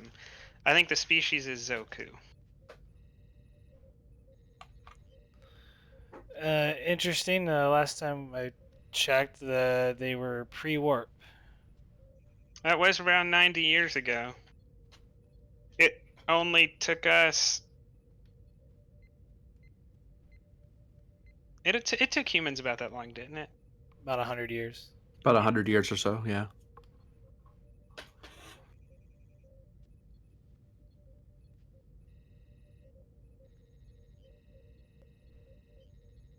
It only took us about 100 years, and if they saved themselves having a planetary war, they may have cut 20 years off of our time.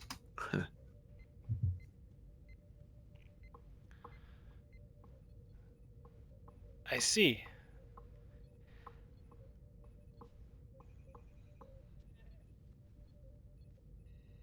And your thoughts on the matter? We have the facilities, and we have. They seem to check every box on the list. We could do increased scans, and then we could start to contact them. Continue with your investigation, Captain, because there is a gap that I do, as I'm reading this report here, that survey vessels haven't been around to look into this species. Be in mind, use caution.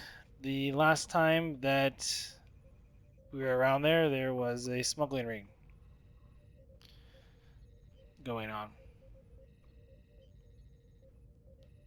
Whether or not Captain Haggard managed to quell the situation and prevent cultural contamination from occurring, it's going to be a long time coming.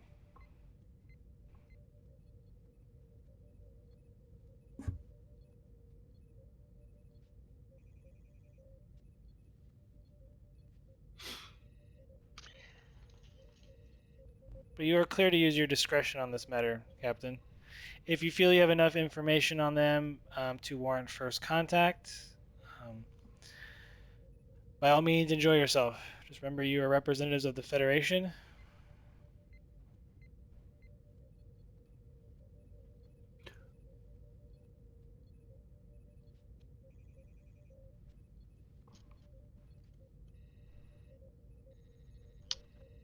Thank you, Admiral. I think that's all. Did you have something, Commander? I was going to say, sir and Admiral, that how important are the supplies that we have? I mean, we could probably send some shuttles to start moving it if it's particularly vital that the station gets it. It's mainly just moving about supplies. It was more of a milk run for you guys. Oh, okay. Need to be Just done. wanted to make sure. Keep in mind, I do expect those supplies to arrive at Starbase 47 within a few days.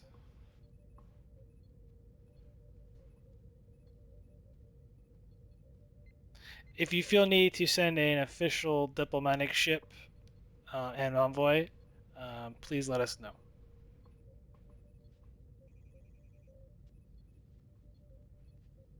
Anything else, Captain, Commander? I don't think so. Nothing else for me, Admiral. Very well, and good luck, Captain. Admiral Nay out.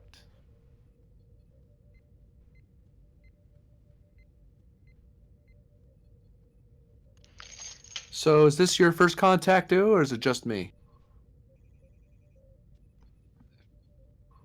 Commander? I've been on a ship as it's happened. I've never led one. Well, time to see if all that theory actually works in practice.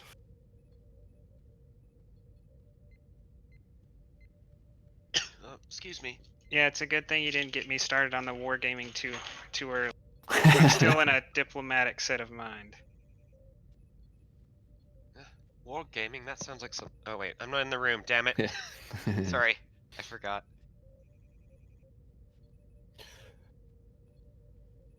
So, sir, standard scanning procedures and observing of the populace, and then decide when we want to say hello. Maybe observe for possible other third parties who might be trying to step in before we do. Or do you just want to say hello right out of the gate? Protocol does say we're supposed to study them a little bit first, but It's your discretion. We could send in a team or a few teams. Mm-hmm.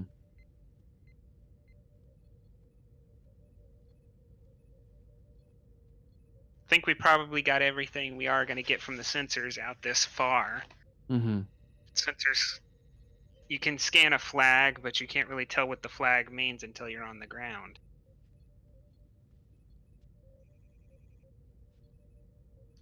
So we're going to have to get in the trenches if we want to learn anything about who they are. So probably a observation of the launch and maybe send some teams into the different nationalities, as it were, see what the culture's like. Why don't we start on the lunar base? I'd be cautious about that until we know that it's a civilian facility. It's hard for us to move around without attracting questions we can't answer, like who their favorite hockey team is or something. It's all. I thought it was always baseball in the team in the movies. I don't know. Didn't grow up on Earth. I'm not even sure what hockey is. I'll add that to the program list, sir. It's not a violent sport, is it? Yeah, no more than any of the others. And he smiles at that. I mean, Lies. Ambujitsu is the most violent. Wargaming and violent sports.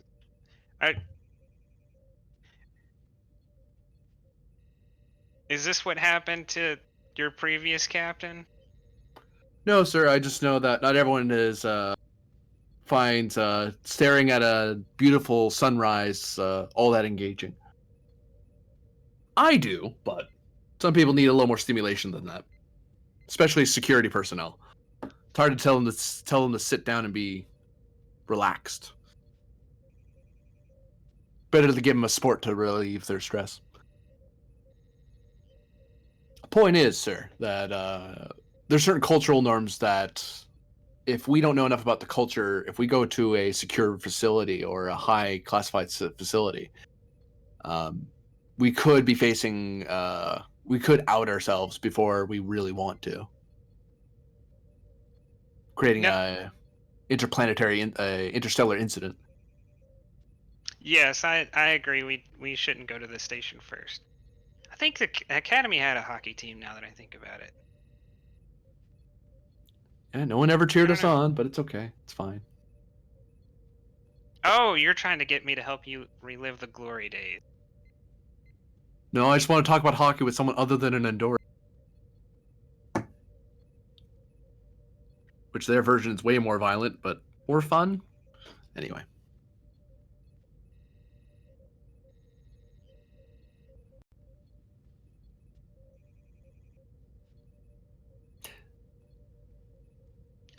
I think we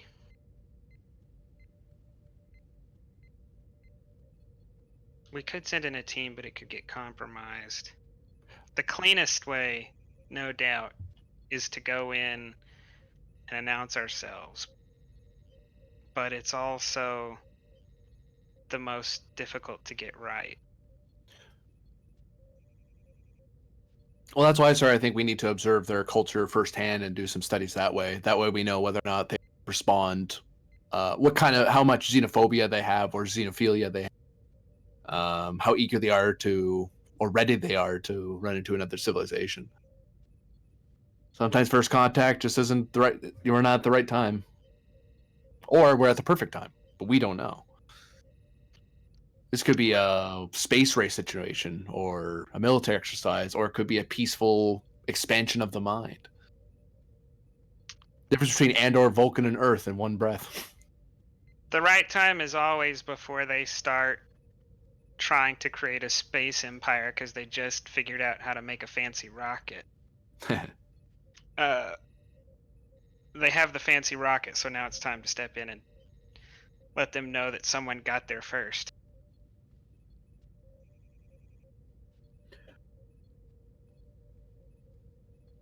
On your order, sir.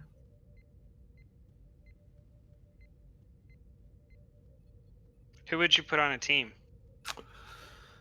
Well, let me think.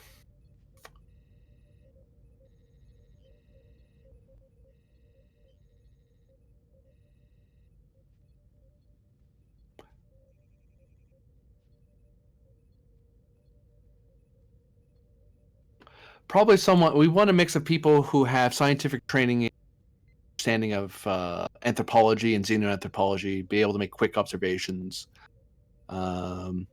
Someone who knows how to evade local security nets, even if they are primitive. The last thing you want is an ID check. And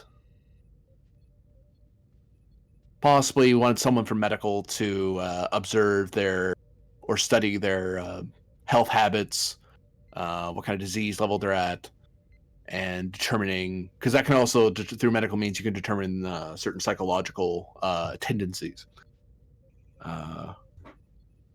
Anyone specialized in cultural studies would be great, but I don't know how many cultural experts we have aboard right now. Sounds like you guys are creating a lot of anthropology supporting characters. Yeah,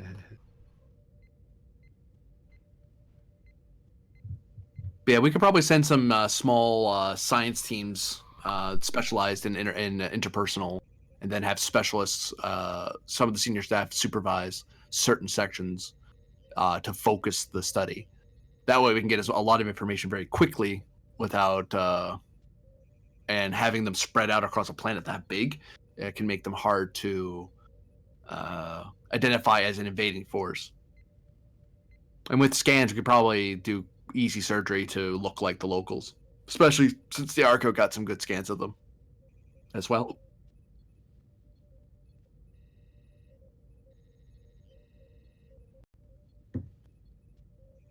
And if we can learn anything about the lunar station, like if we find out that tourists can just go, then great, we can send someone there. And that'd be a treat.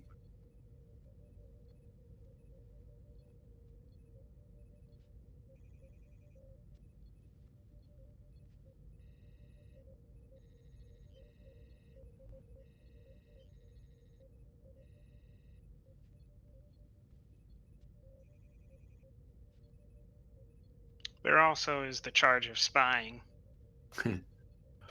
That's what early first contact is, according to protocol. Spying on them because the alternative is that if we say hello and we don't know enough about them, they might decide to shoot at us to spite themselves and shut the door on us before we really know that they're ready to deal with us. Or we can cause a war. Someone blaming someone else for us showing up.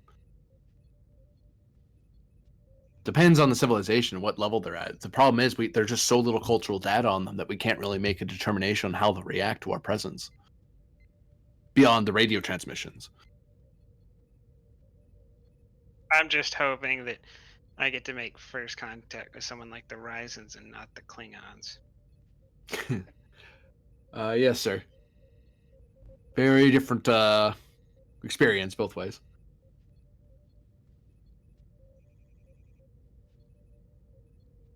Let's organize a first run team. Let's put our best players on it and see what we find out. And we can move on to see if we got enough data or if we need to send more specialized teams after that. Do you want to focus on anything particular, sir, on our first test probe, as it were? Whether from the scientific, security, or engineering fronts? I think we just do a kind of a look-see around the capital of the government who launched the device. Mm-hmm.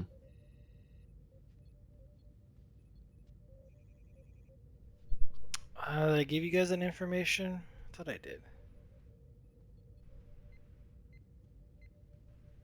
I think I'm pretty sure you told us that one of them had more traffic than the other.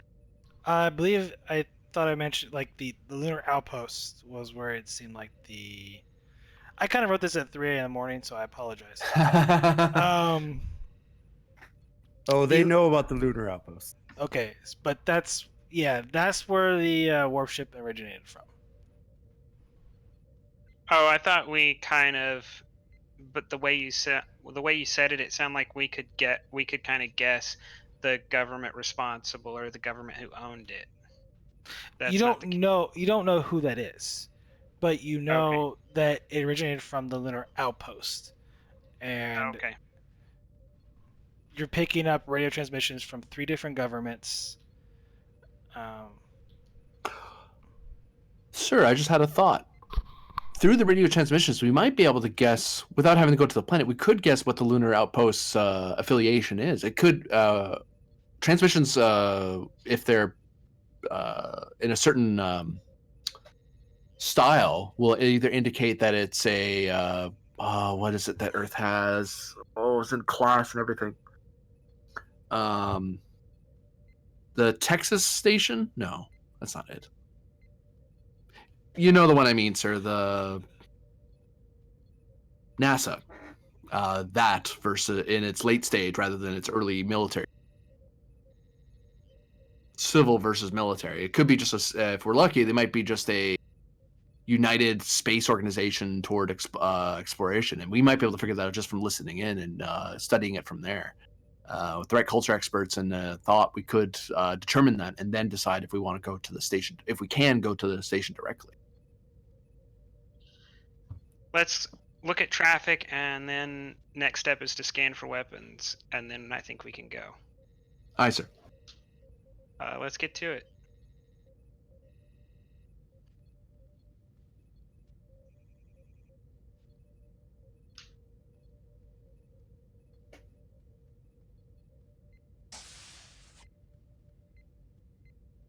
Captain on deck. I need my chair before I can get Yes. orders. I was gonna say that she stands up out of the chair and then says, Lieutenant Vogel, can you start scanning the station's comms traffic to figure out if it's science or military? All right, so this is gonna be. Let's make this reason plus science by the ship's computers plus science because you've got all this data coming in and you're essentially analyzing all of it. Science.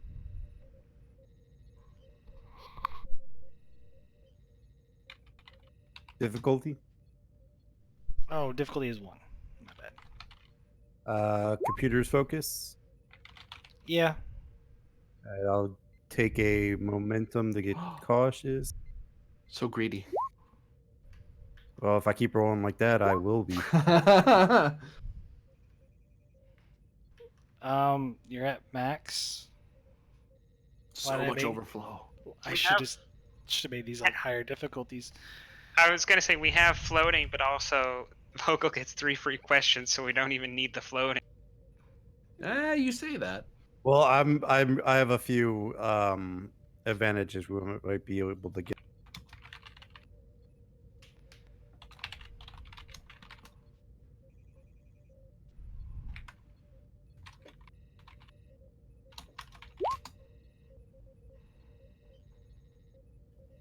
Sir, it appears that there are transmissions from all 3 planetary governmental bodies heading toward the outpost. From what I can tell from the discussions, this is kind of like a joint venture.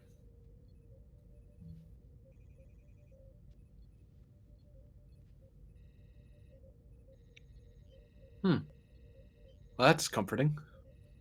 Can I tell if this is some of the traffic is military or scientific in nature?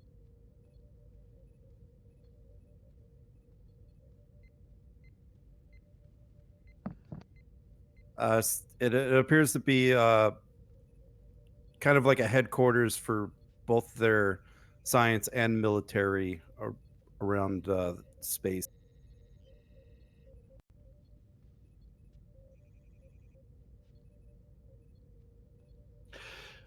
Does it seem like the place is open to general public, or does it seem like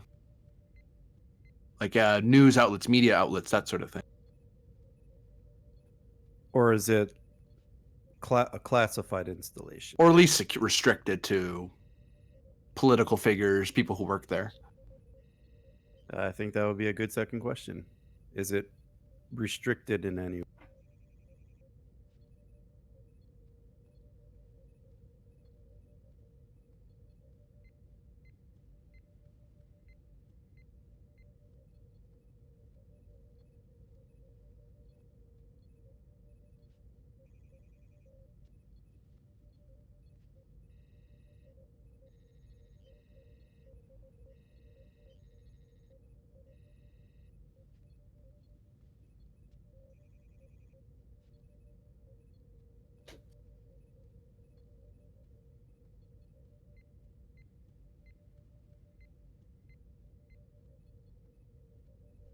Yay.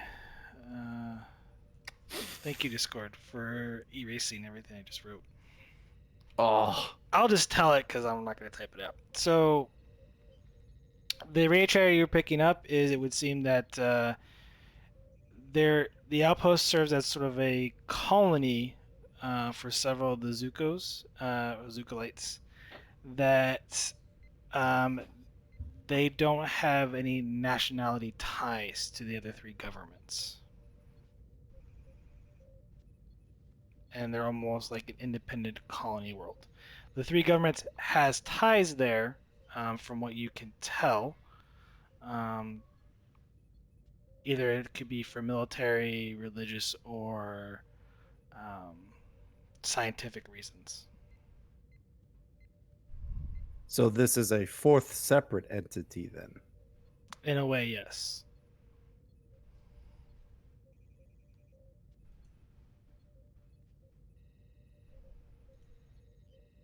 Do you guys have any other questions? 'Cause I got one more free, I think.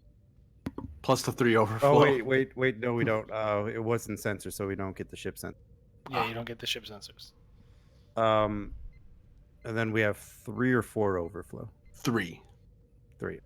Can I 4. use 4? Yeah. Oh, difficulty 0, right? Duh. Difficulty 1. 1? Yeah. So Oh, we right, have- the ship. Right. Can I use 2 of the momentum to create an advantage to have the ship's computer scan their communications, and if anything important comes up, it'll basically key us into that communication and play it for us? Sure. So, like, if we start hearing them talking about the big old ship that's in system, or the imminent launch of the spaceship, like it'll like automatically like play the conversation for us. Time to deploy the panic killer. Oh god. Right. Good thing we're not a planet. And then we have 2 more momentum. If you guys can think of another advantage thing, we might be, or any other questions. Maybe something that can I don't know if we need to spend for it or not, but either biological data, so that way if we go down there, we know how to inoculate ourselves either against what they have or protect them from what we have. This is more radio transmissions, so... Oh yeah, I suppose. Could we see if we could figure out how to jam communications in case I say the worst things? Captain, I have a question. Do we know if any of the Zukonians that the Argo encountered are still alive? If so, it might be possible to talk to them, and... She sort of cuts herself off, knowing that she's about to start rambling.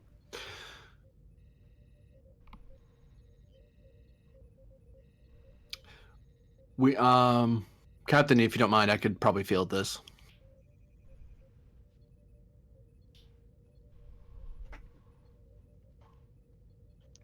Go ahead.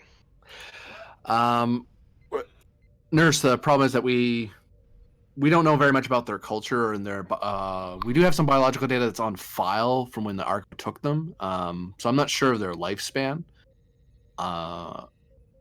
It's possible that we might be able to trace their life signs from the Argo's database. But whether we'd find those exact people, I do like that idea though, because then, even though they were medicated to a degree to not remember the Argo as well, we might be able to use, if someone remembers things, that might be useful. But that'd be something more in your purview to see if if the medical files from back then are good enough that we could find them again, or be able to identify them, or if they have lifespans long enough to last 90 plus years. If they're a short-lived species or a centuries-long species, that would answer that question fairly quickly for us.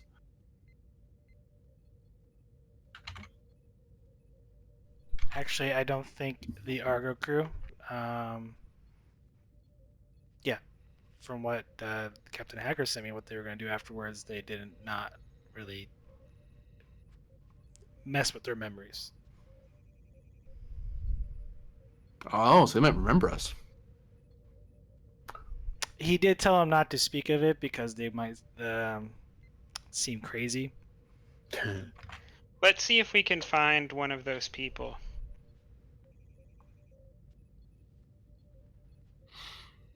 I would like to see if we can make contact with one of those people. They could tell us almost everything we need to know about the situation on the ground, and that would reduce our need to send teams down. Mm-hmm. So, agreed. You guys do have the 2 float real quick. For the radio. For the radio, you can ask additional questions because you are picking up radio transmissions from not only the lunar colony, but also the planet itself. Are we looking? Oh, go ahead. I was gonna say for one of the floaters, has a leader's name been mentioned that we might be able to cross-reference?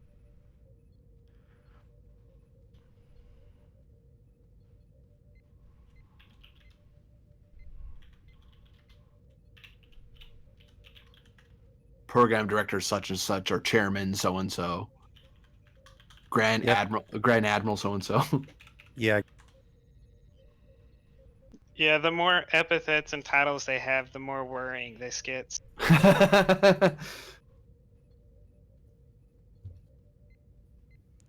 High King. Uh-oh. You got to be careful about those Lord Protectors. I say we just shoot them if they give us snark. And so that is the name that keeps popping up on the comms. I'm on the wrong Discord entirely. Okay. Minister Jolkar.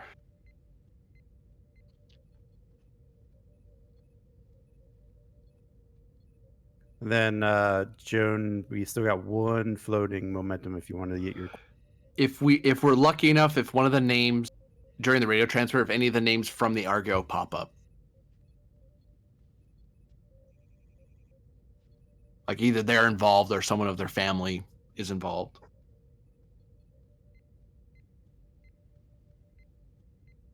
Hopefully we don't get into a situation where one of their familial names comes up, but it's one of those cultures where the familial name is like half the country has the same familial name. Well, if we're unlucky, they'll all be in maximum security prisons. So you're wanting to figure out if. Sorry, I just want to say this real quick, so I know what to type to Vogel. Are you wanting to figure out a name from one of the captured or one of the, like, a familiar name from the Argo itself? I'd say Of let's do one of the members that were captured. Yeah, that's what I was thinking too. Are they transmitting Hail Haggard?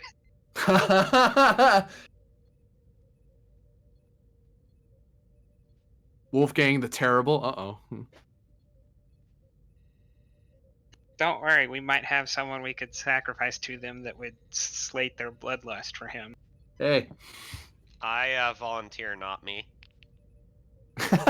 You don't not volunteer though.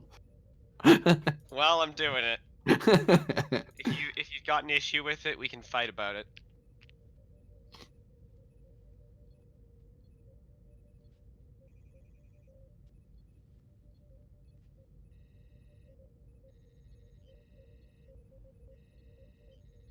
I'm So- not finding anyone with any of the names of the captured. However, it is peculiar. One of the government's names it keeps coming up as. I'll just.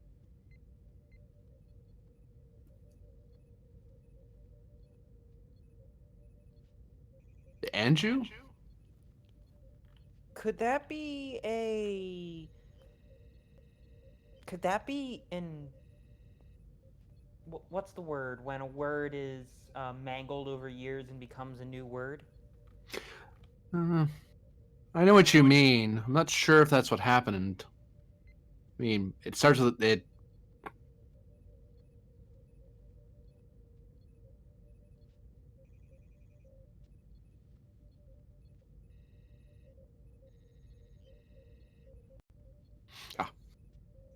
Switching the mobile, so I'll be away from computer for roles and.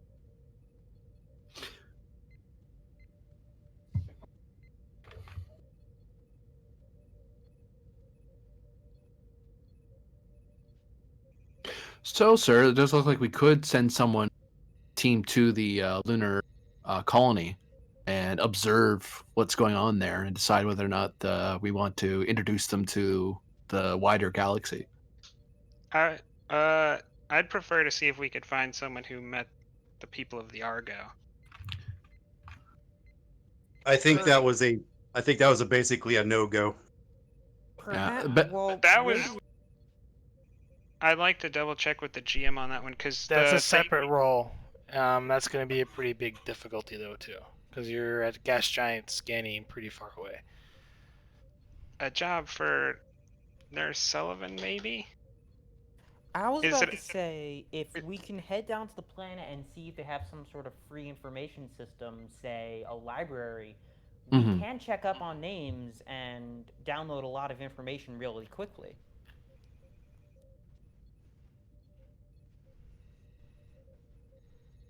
Yeah, some sort of central computer database or master library.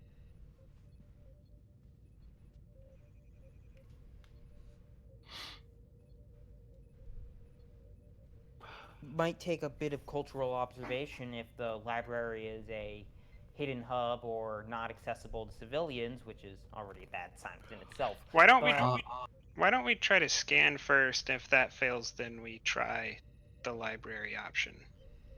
That- GM, how hard? Oh, sorry. It's going to be a difficulty 4.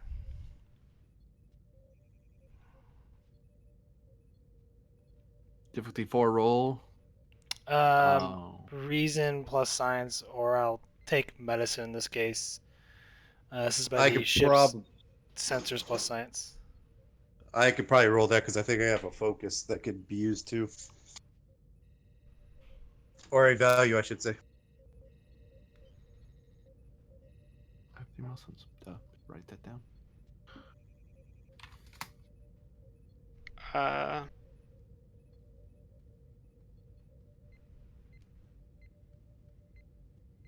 Yeah.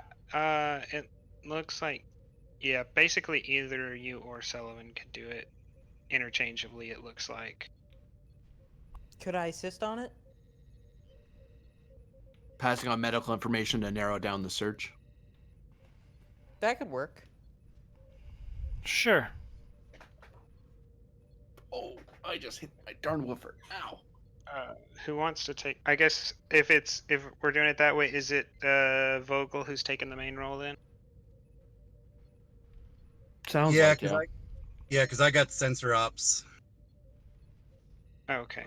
Reminder, assist is roll 1 die, right? One Right. die. So the main role is going to be. Got an echo. Sorry, what was the main? It's reason science. This is by the ship's sensors plus science.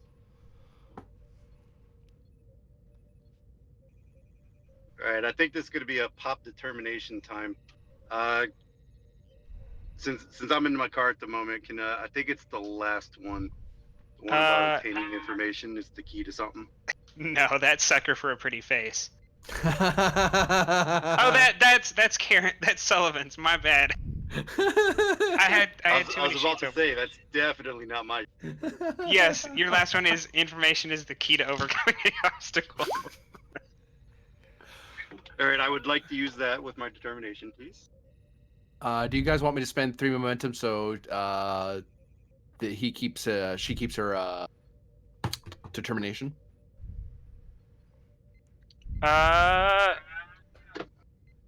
Because we've been generating it pretty reliably. Well, right now you have a complication and a 0 on the table. So the difficulty 4 is completely up to Vogel at this point. well, Vogel Who can. rolled, If who rolled the complication?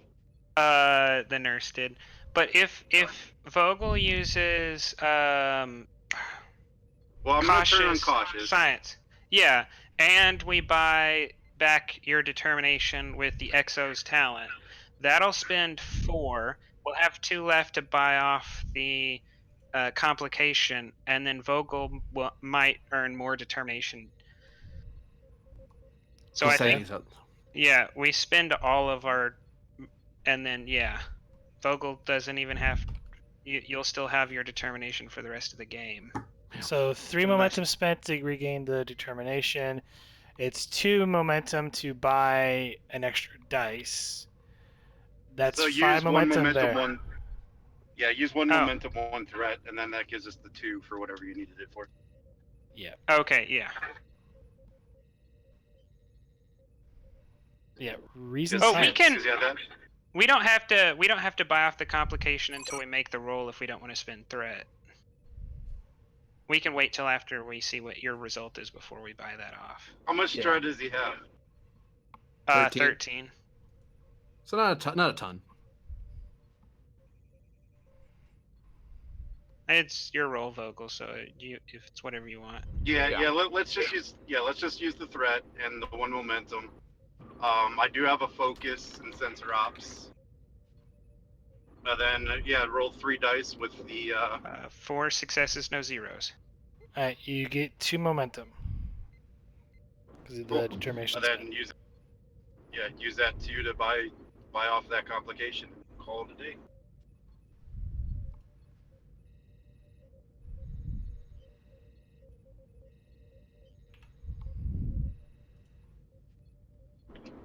You can request one from me, or I'll. Never mind. Just drop it on the board. I did something, so now every time I touch the board, it scrolls somewhere.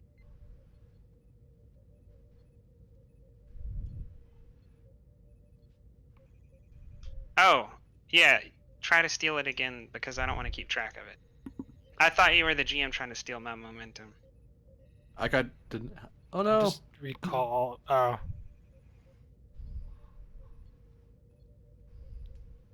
Yeah. Okay. You find there is a individual that matches in the southern continent of one of the survivors.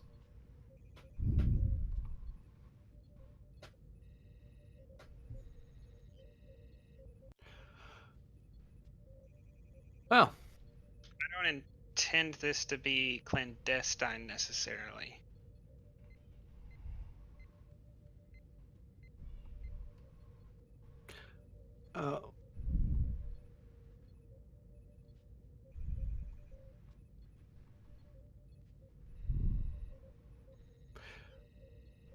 I think, sir, that if we wanted to meet up with this person, we'd have to take a small shuttle, slip it by their patrolling ships in the system, and then beam someone down to nearby to possibly talk with this person, if that's what you want to do, sir. We can't exactly call them up directly from here. I don't suggest bringing the whole ship in, because if they have that many ships milling around, plus a lunar base, they're going to see something like the Galaxy class with their optical means. Commander, what if we did try to communicate with them from here? It might be possible to bounce a communication using their communication waves. Wouldn't be And frequency. too, it If shouldn't they- be too oh, I'm sorry. Go ahead. Yeah, if they've got something like a radio set or a computer terminal in their home. If you can get a scan of the facility of the domicile, we might be able to determine something like that. If you think you can get that much fidelity from here.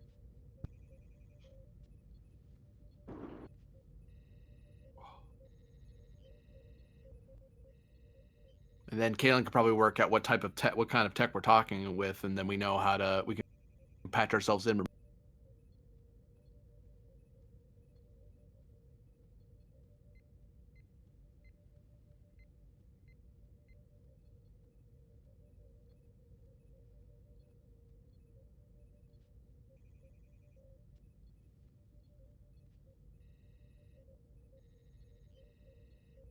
What do you think, Captain?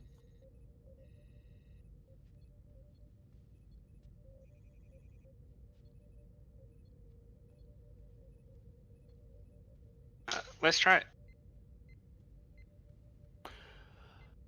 All right, Lieutenant Vogel, try to get a scan of that domicile, see what we can do, and once we get that scan in, Caleb, I want you to figure out what the tech is and see if there's any way we can remotely access it.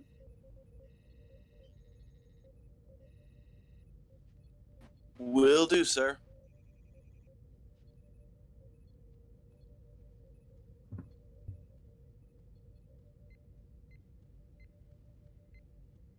Let's make this a reason plus engineering. This is by the ship's computers plus engineering, difficulty 1. Computers engineering. Just close it because I'm a smart cookie. There we go. And somebody's gonna have to roll for me. Can you get that, Cap?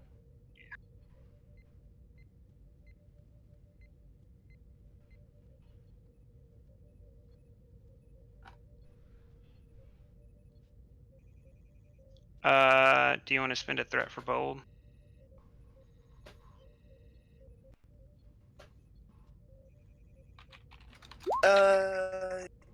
Yeah, let's go ahead and one threat.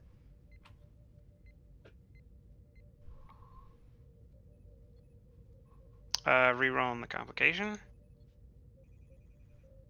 2 successes. You get 1 momentum out of it. Woo.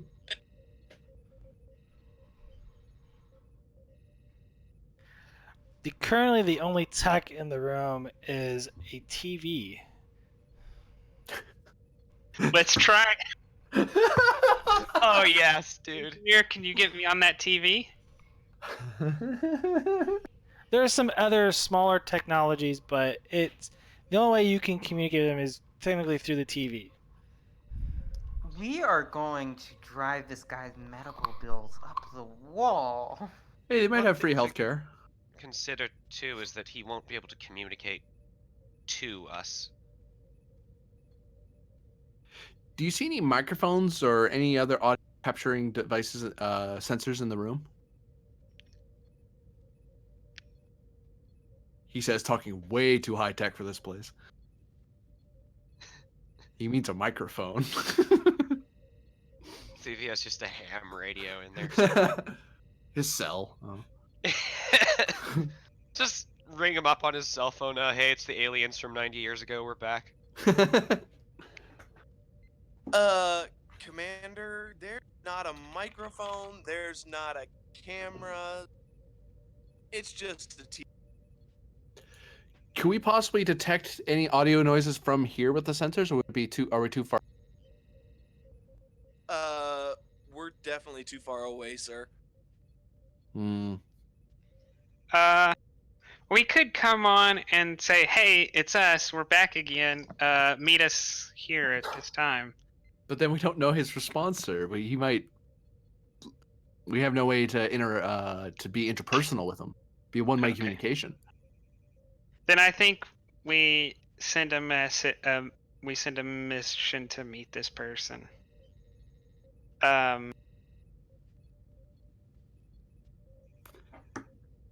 We could send a shuttle closer. I'd recommend sending at least one security officer with the team, sir.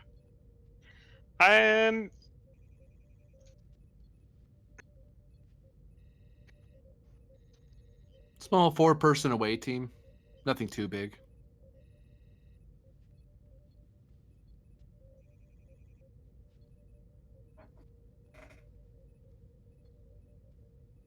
Nothing threatening, but simply to ensure the team's safety. Mm-hmm.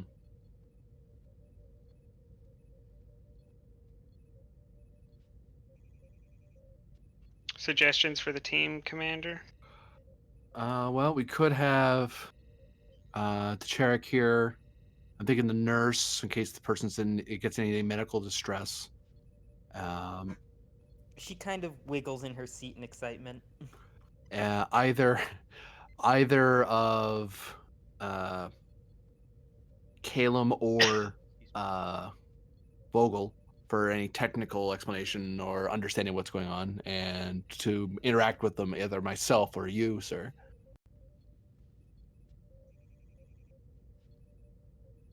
Actually, to a degree, I almost think of sending you going, because they probably be familiar with a captain of a ship and understanding that authority.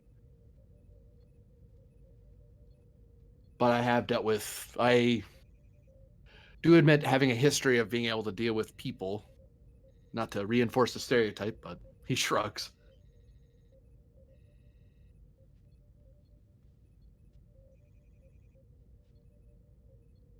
If I may, sir.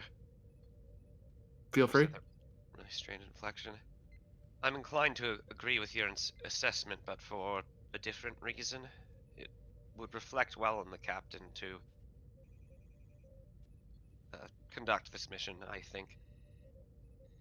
Yeah, especially in a first contact scenario. Thank you for considering my career, Lieutenant. If you do well, sir, we all do well. He smiles at that.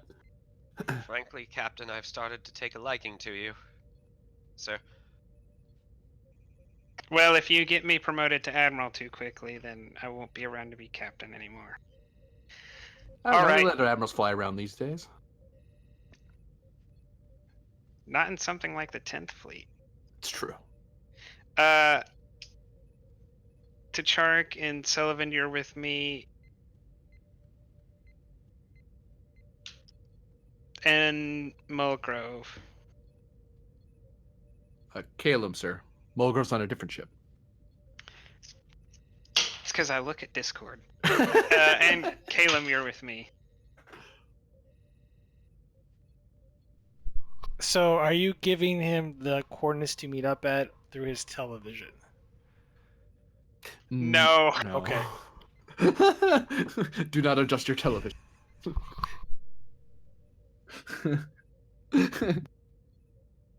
Twilight Zone, got it. I don't think we need any special equipment.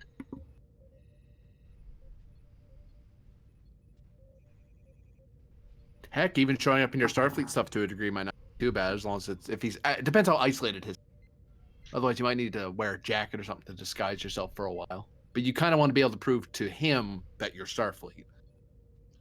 I will authorize kind of jackets that kind of conceal the uniform that look like obviously like jackets. Like, we're not trying to match their exact jackets, but just like nondescript outerwear. I'll give this to you, but you do know that they do look slightly different from typical humans. Yeah, I don't think we're trying to match them. We're just like, if someone sees someone darting across an alleyway, we don't want them to see the huge red collars and everything. What about the ridges and the pointed ears? I don't think we're worried about, because I have a visor, so I don't think we're worried about facial features and stuff. Because we're only going to meet this one person, and if they have people in the room with them, it should be all right.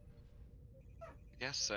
You might want to possibly wear a hat for the short term. That way, on a glance, there's nothing odd. But Yes, you could wear a hat, Lieutenant. An appropriate hat, I assume, for their culture. Beanie, We don't perhaps. really have that information, but Ah, just wear a something cloth, maybe. That's all we Is have it- to go on. what is the surface temperature roughly in the area we're going to?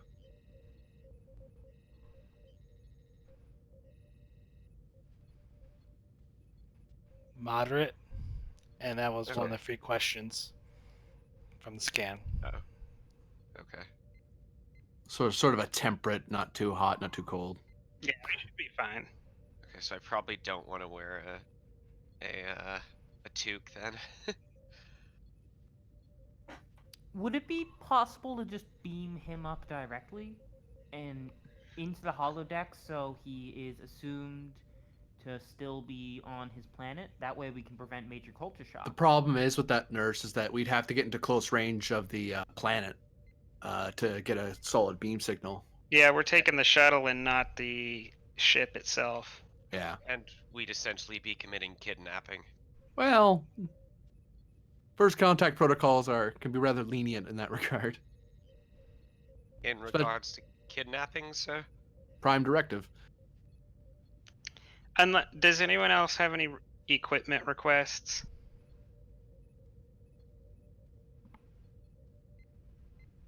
Then I think we can get underway. Type 3 phasers, let's go. I think we're gonna veto Type 3s in the diplomatic missions. Dual wielding Type 2s? No recoil. Totally do it. Everyone has like 5 of those rifles that shoot through walls. We tried not like we tried to send it was not I don't know if it was this game or a different game recently where we tried to get the It was the board game, wasn't it? yeah, I think we thought about it. So I know I had Ratala suggest that we replicate shotguns like several times throughout that. Anyways.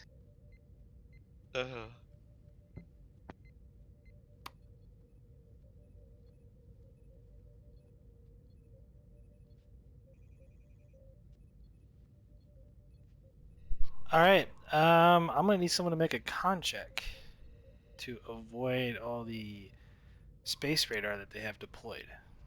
Oh, have to bring Space radar. I suppose the regular radar. Sorry. I'm sorry. Yeah, I know. Banned from the game. Get out.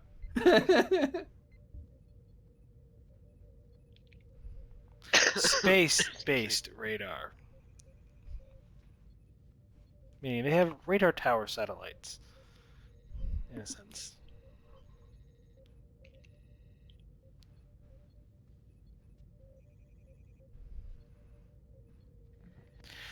So to fly a shuttlecraft towards the planet, it's going to be a daring plus con assisted by the shuttle's engines plus con. And what shuttle are you using?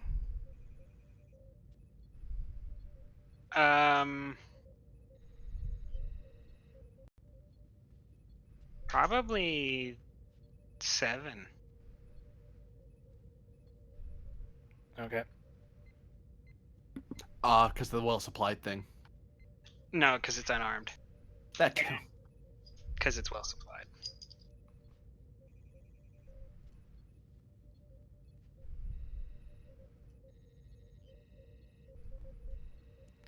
All right. So the captain, Calum, Ratala, and Sullivan. Correct.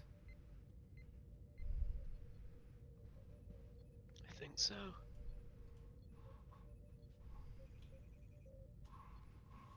All right. But yes, daring con. For whomever is piloting the shuttlecraft, and engines con from the shuttle. Difficulty is going to be 2.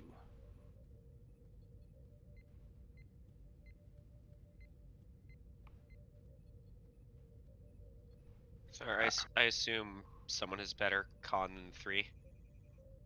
3's Or not 2. that bad, actually. Oh, I 2, only- yeah. Yeah. Oh, I was saying we were bringing along Teeks. I'm about to check if the ship even has enough room for all of you. For you, all of you plus your Yeah, guy. Type 7 is 12 people. Oh, is it? Oh, wow, never mind. Doesn't Calum still have like an ungodly con score? Like a 3 in con score. You have 2. Oh, A 2. slacker. But my daring. Sorry. His daring is 11. And he has overcoming Michelson, so if you wanted to spend for it. But we could just bring Teeks. Teeks has a determination. We could gain a little momentum off of it. If you want, you could go on ahead and spend my determination on it. I can't think of anything else to do on it. Yeah. Besides, you can, besides Captain, you could probably have Teeks along as a backup, so when you beam down, you can use him at the shuttle to kind of mind it. Okay. Because I doubt you're landing it.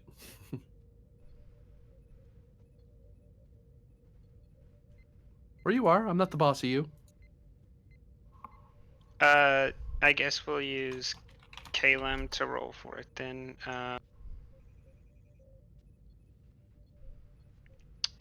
Will you accept determination spend on overcoming Michelson?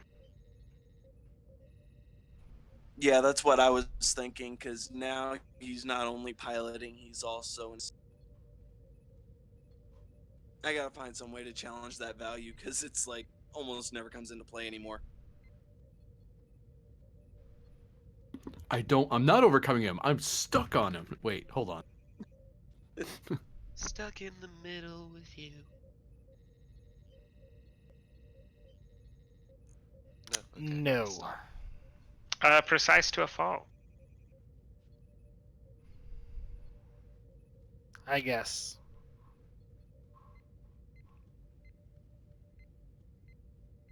So I don't think Michelson did anything like that. And it's not really something you could overcome. Like, outdo him. Because he's never attempted anything like that before. Exactly. You're doing something he's never done before. Haha. No. Eh. But we got one in another way, so. How did we get... What did I roll for? I don't know. I don't know what that is. I didn't do that. You clearly did it. You're lying. I did it. I don't know why. It was clearly Calum, with Calum's sheet. Calum, you might be able to challenge that value now by saying that you have already surpassed Michelson. I guess I rolled some complications. Oh, you have 2 determination. Well, it The is challenge difficulty gets you 2, determination. and I'm waiting for the roll. Oh. Engine I mean, con. yeah. Yes.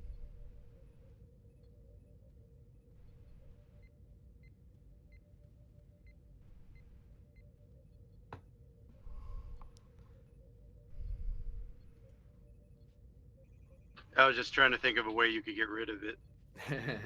Well, I just need the roll for Calum. Yeah, if it's gonna be the determination spent on precise to a fault, just roll it flat, because I've already got the Yeah, he's already done it. He got two Oh, successes. okay, there it is. Okay, 2 momentum gained. Aha.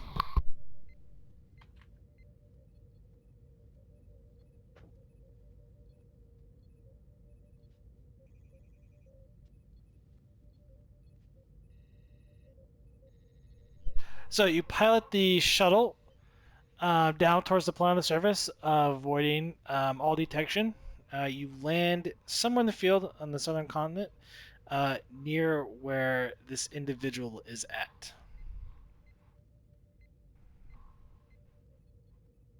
And it is approaching nightfall. I guess let's start walking.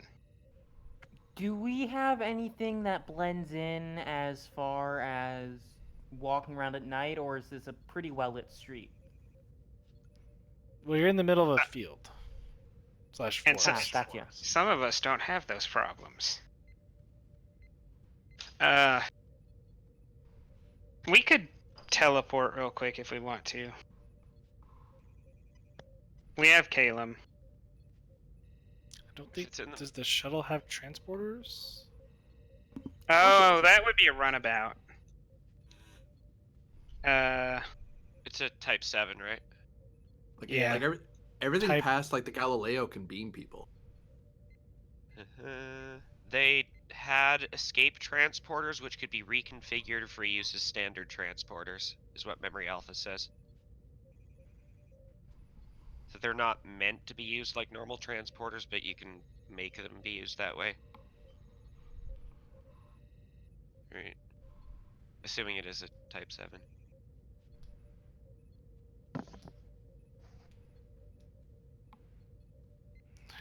We could just walk. Yeah, what's with all y'all and your fancy technology and losing track of, using your body? I like to think she says this in character. Nurse enforcing physical fitness. Ratala just flexes one of her biceps, I guess.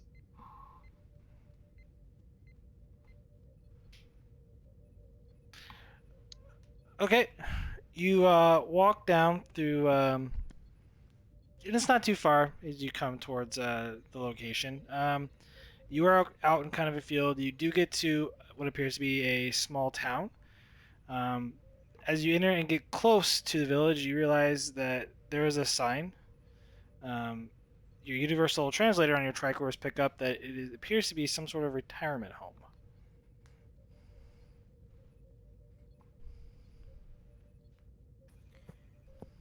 I'm assuming we can't just go up to the person and at the desk and ask.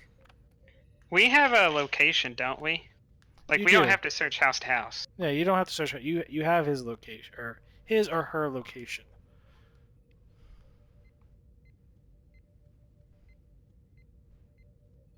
Actually, I'll roll.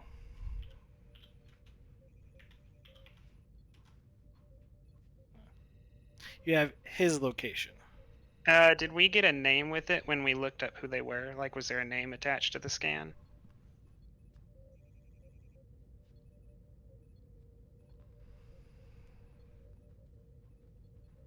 I'll have to come up with one real quick.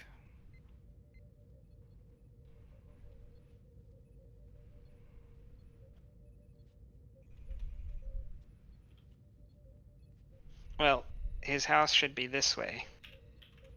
And I'll start looking for like a more clandestine way to get there.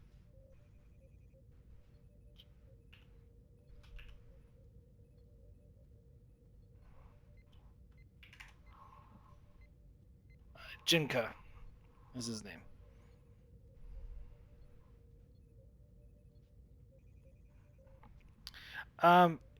When you approach it, it is a small little condo type home. The architecture is it typically what you find like with the square sides and triangular shape roofing? It's actually very angular in shape. Looks more almost like a dome.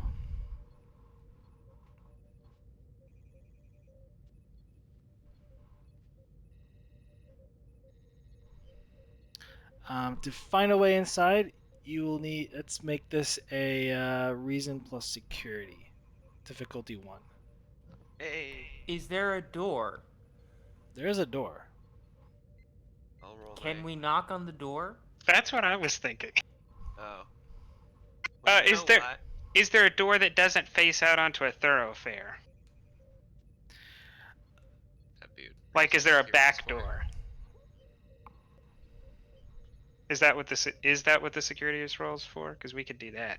We could roll that. My question is, are you guys trying to be stealthy in this case, or are you just kind of searching? I don't think we're trying to find a secret entrance, but we're also not trying to be seen by people on the street. Okay. I'll just need everyone to make a control security just to kind of conceal your presence. That is the difficulty I would need for you to be that I have to roll on. So essentially, you're setting a difficulty for me to see you guys. Oof. Huh. Just when you guys roll mine, just roll it. Oh, it was a difficulty. Oh, for some reason I only rolled one dice. Let me roll. Oh, wow.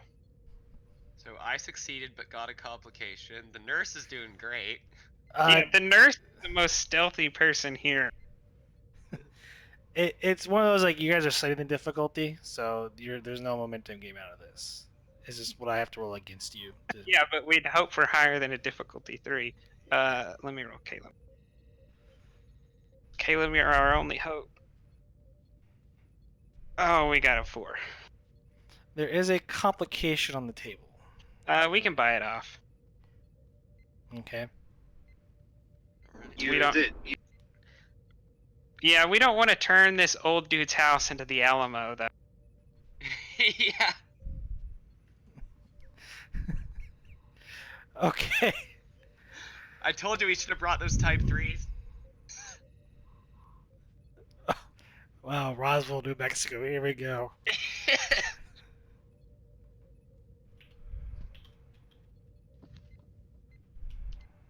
That's right. I'll start assembling the small recover craft. Okay. So, as you look around, you do see that there is a back door, essentially. Like a little nice patio, stuff like that. It's very small. It's not big. I go up to it and knock on the door.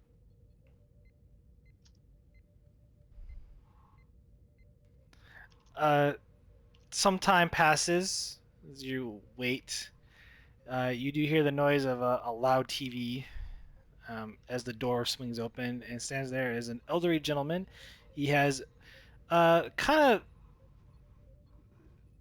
trying to know how to describe this. He has ridges on the top of his head that kind of fan out and then go across towards the back, relieving sort of the hair on top and then a little bit of hair on the sides.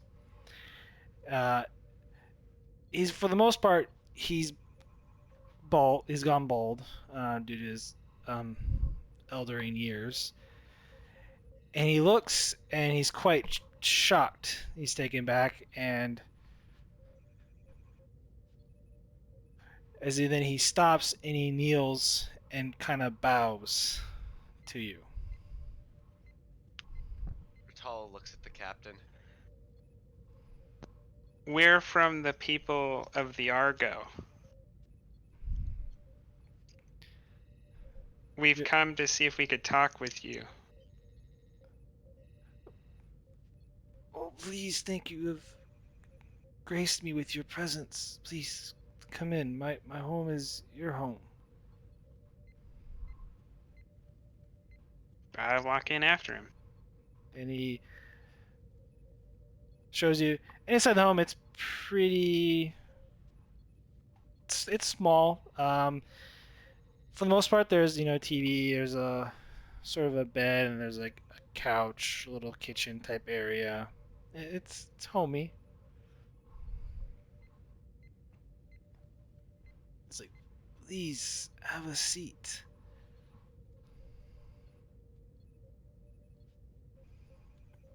It's an honor to be back at your planet. We have much respect for your people, and we think. She sort of quiets herself and looks at the captain.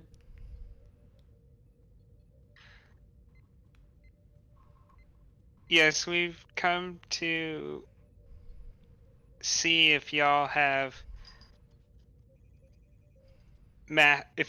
begun interstellar travel.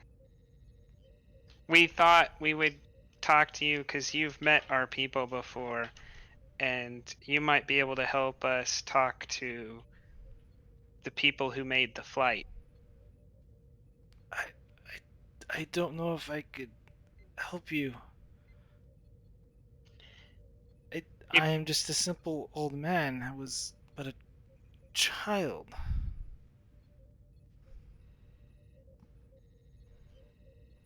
Anything you could tell us would be valuable. Who the right people to talk to would be, if it's the government of this region or another region, or the lunar colony. I'm afraid I am. Please forgive me, but I cannot assist you in this matter. But you could see the abbot. He controls this region. In fact, many of us have devoted our lives in servitude for the gods that roam the sky.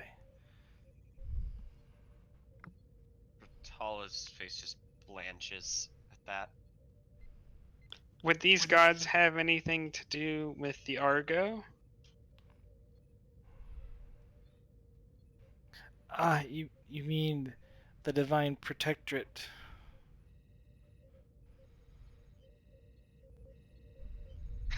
If there was any color left in Rotala's face, it's gone now.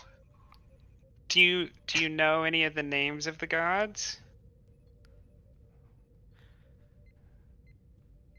We know that the one you called Captain Haggard is just a mere servant.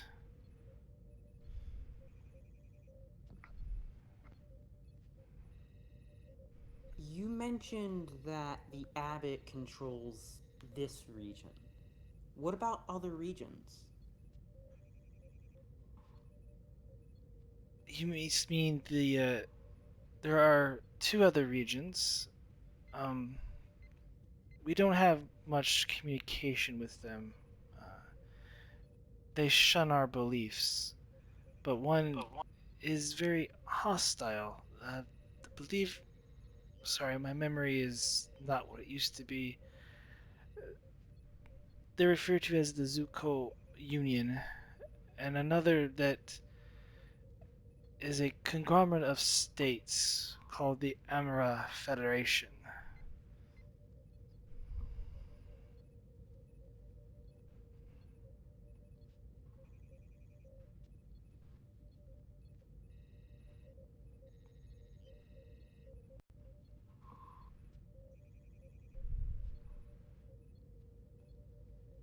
Could you? Do you have a way to bring the abbot here? I can. It's been some time. Could you bring him here without explaining to him why? I'm afraid that he will not show up.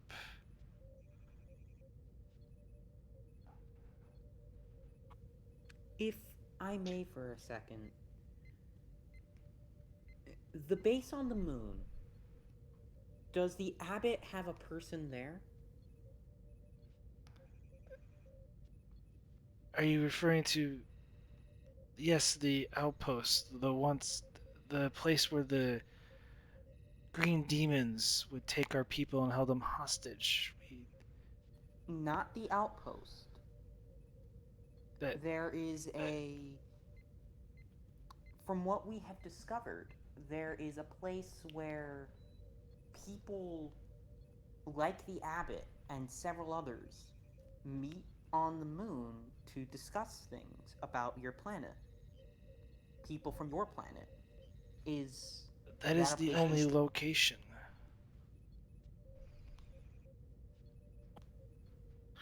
I'm surprised you're not aware of this yourselves. Aren't you divine?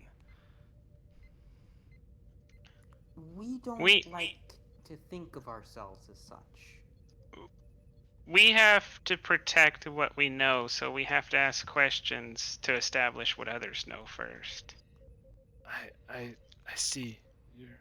Your wisdom is great and all-knowing. Are you saying that this place where the abbot and the other leaders, I assume, meet is the place where the green demons used to hold you. Yes, they took me and my mother as a child. In fact, it was one of your skillful servants that healed my mother.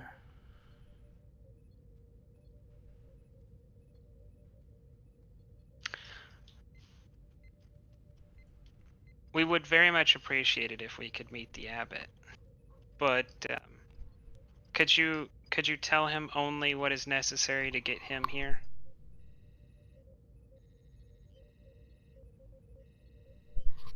If I tell him upon your arrival you're here, he will bring an envoy with him.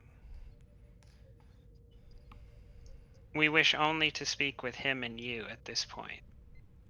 We do wish to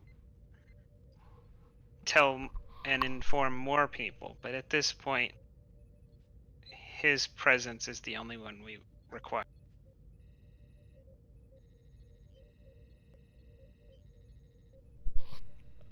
I will attempt to do so. And he walks over to what you think, even though there's only small electronics in here, it is some sort of phone of some sort, but there is a cable attached to it.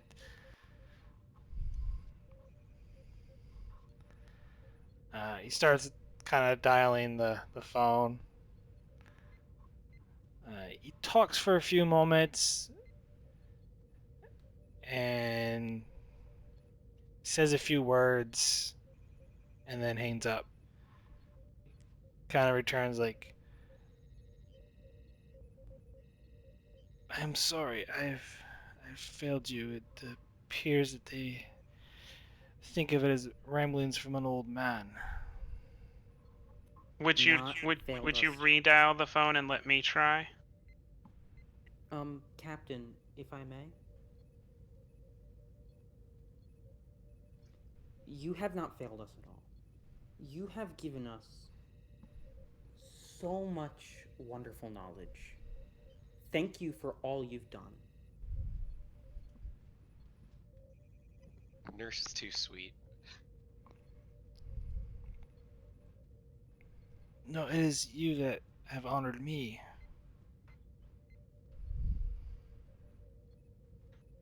Would you redial and allow me to speak to them?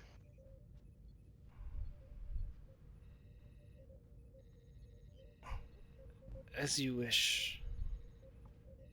And he goes up, redials the phone, hands it to you. Real quick, do I have to like hold the communicator badge up to the phone or something, or is this just gonna work by default? Like you have to hold. It's a phone. It's an older, phone, as in cable, a whole 9 Yeah, yards. I'm wondering if I have to hold like if the universal translator is just gonna work. Like I expect it to just work in this scenario. I'm pretty sure it's just gonna work. It'll Okay, we'll work. just okay.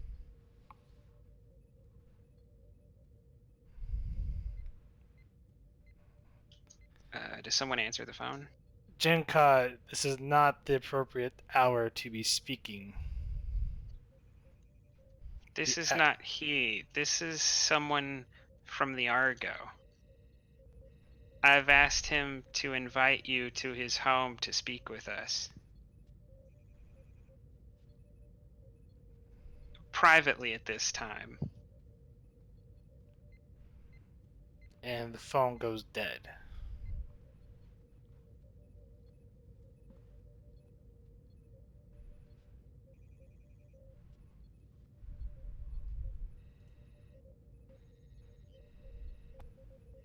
I kind of turn around. They did pick up the phone. So they might be here shortly. Or they think that it's just some elaborate prank. Anyways, we have Jinka here to pass the time. A few moments pass by, it doesn't take long, and you hear the sound of sirens. As you look upon outside a window, you see what appears to be motor vehicles, lights flashing, and then individuals coming out of the vehicles and pointing weapons at the house. I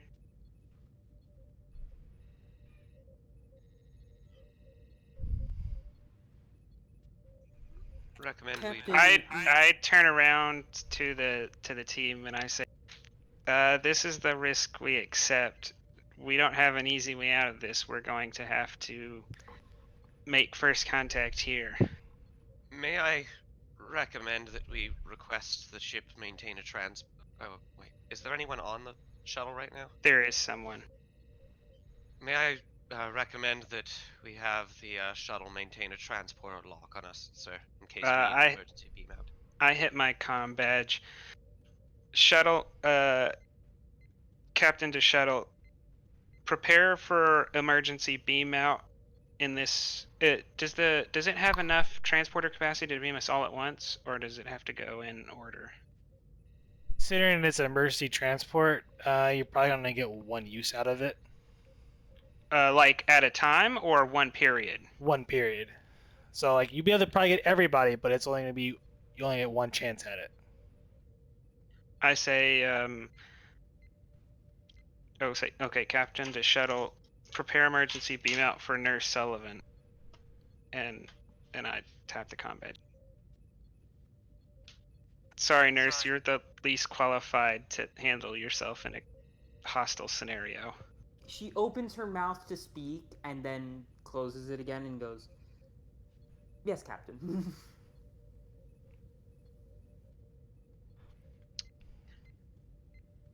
If we could make one more request of you, Mr. Jinka, it would be to introduce us.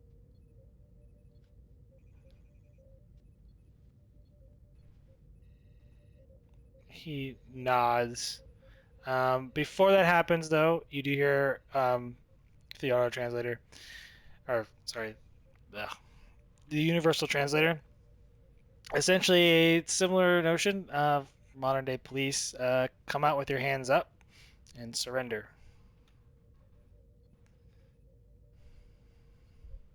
Ritala's gonna take off her hat. Look at the captain. Captain, I may also recommend taking off our coats to show our uniforms, though they might interpret us as hostile soldiers wearing them. We should hurry and get out there either way before they start opening fire. Okay. As Jinka's headed to open the door, I'll take the nurse's advice and I'll take my jacket off and kind of just set it to the side. Same with Ritala. And Caleb. Speaking of taking advice, it has been like 3 hours since we started.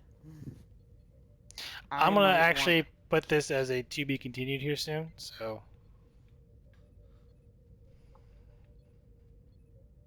I'm gonna start winding it down here in a minute. Okay, so you take your jackets off, and I guess I'm assuming you're proceeding outside. Yeah. Ritala wants to take her hat off too, so her ears are visible. Alright. Is Nurse Sullivan being beamed to the shuttle? I believe she's currently locked on, but it's only going to be beamed out in case we have hostiles. Okay. As the four of you exit the house, and behind is the elderly gentleman who's slowly following you with your hands up. They all look in sort of kind of shock and horror in a way. But with that, I think we're going to put that as a to be continued. Oh no. It's a good spot.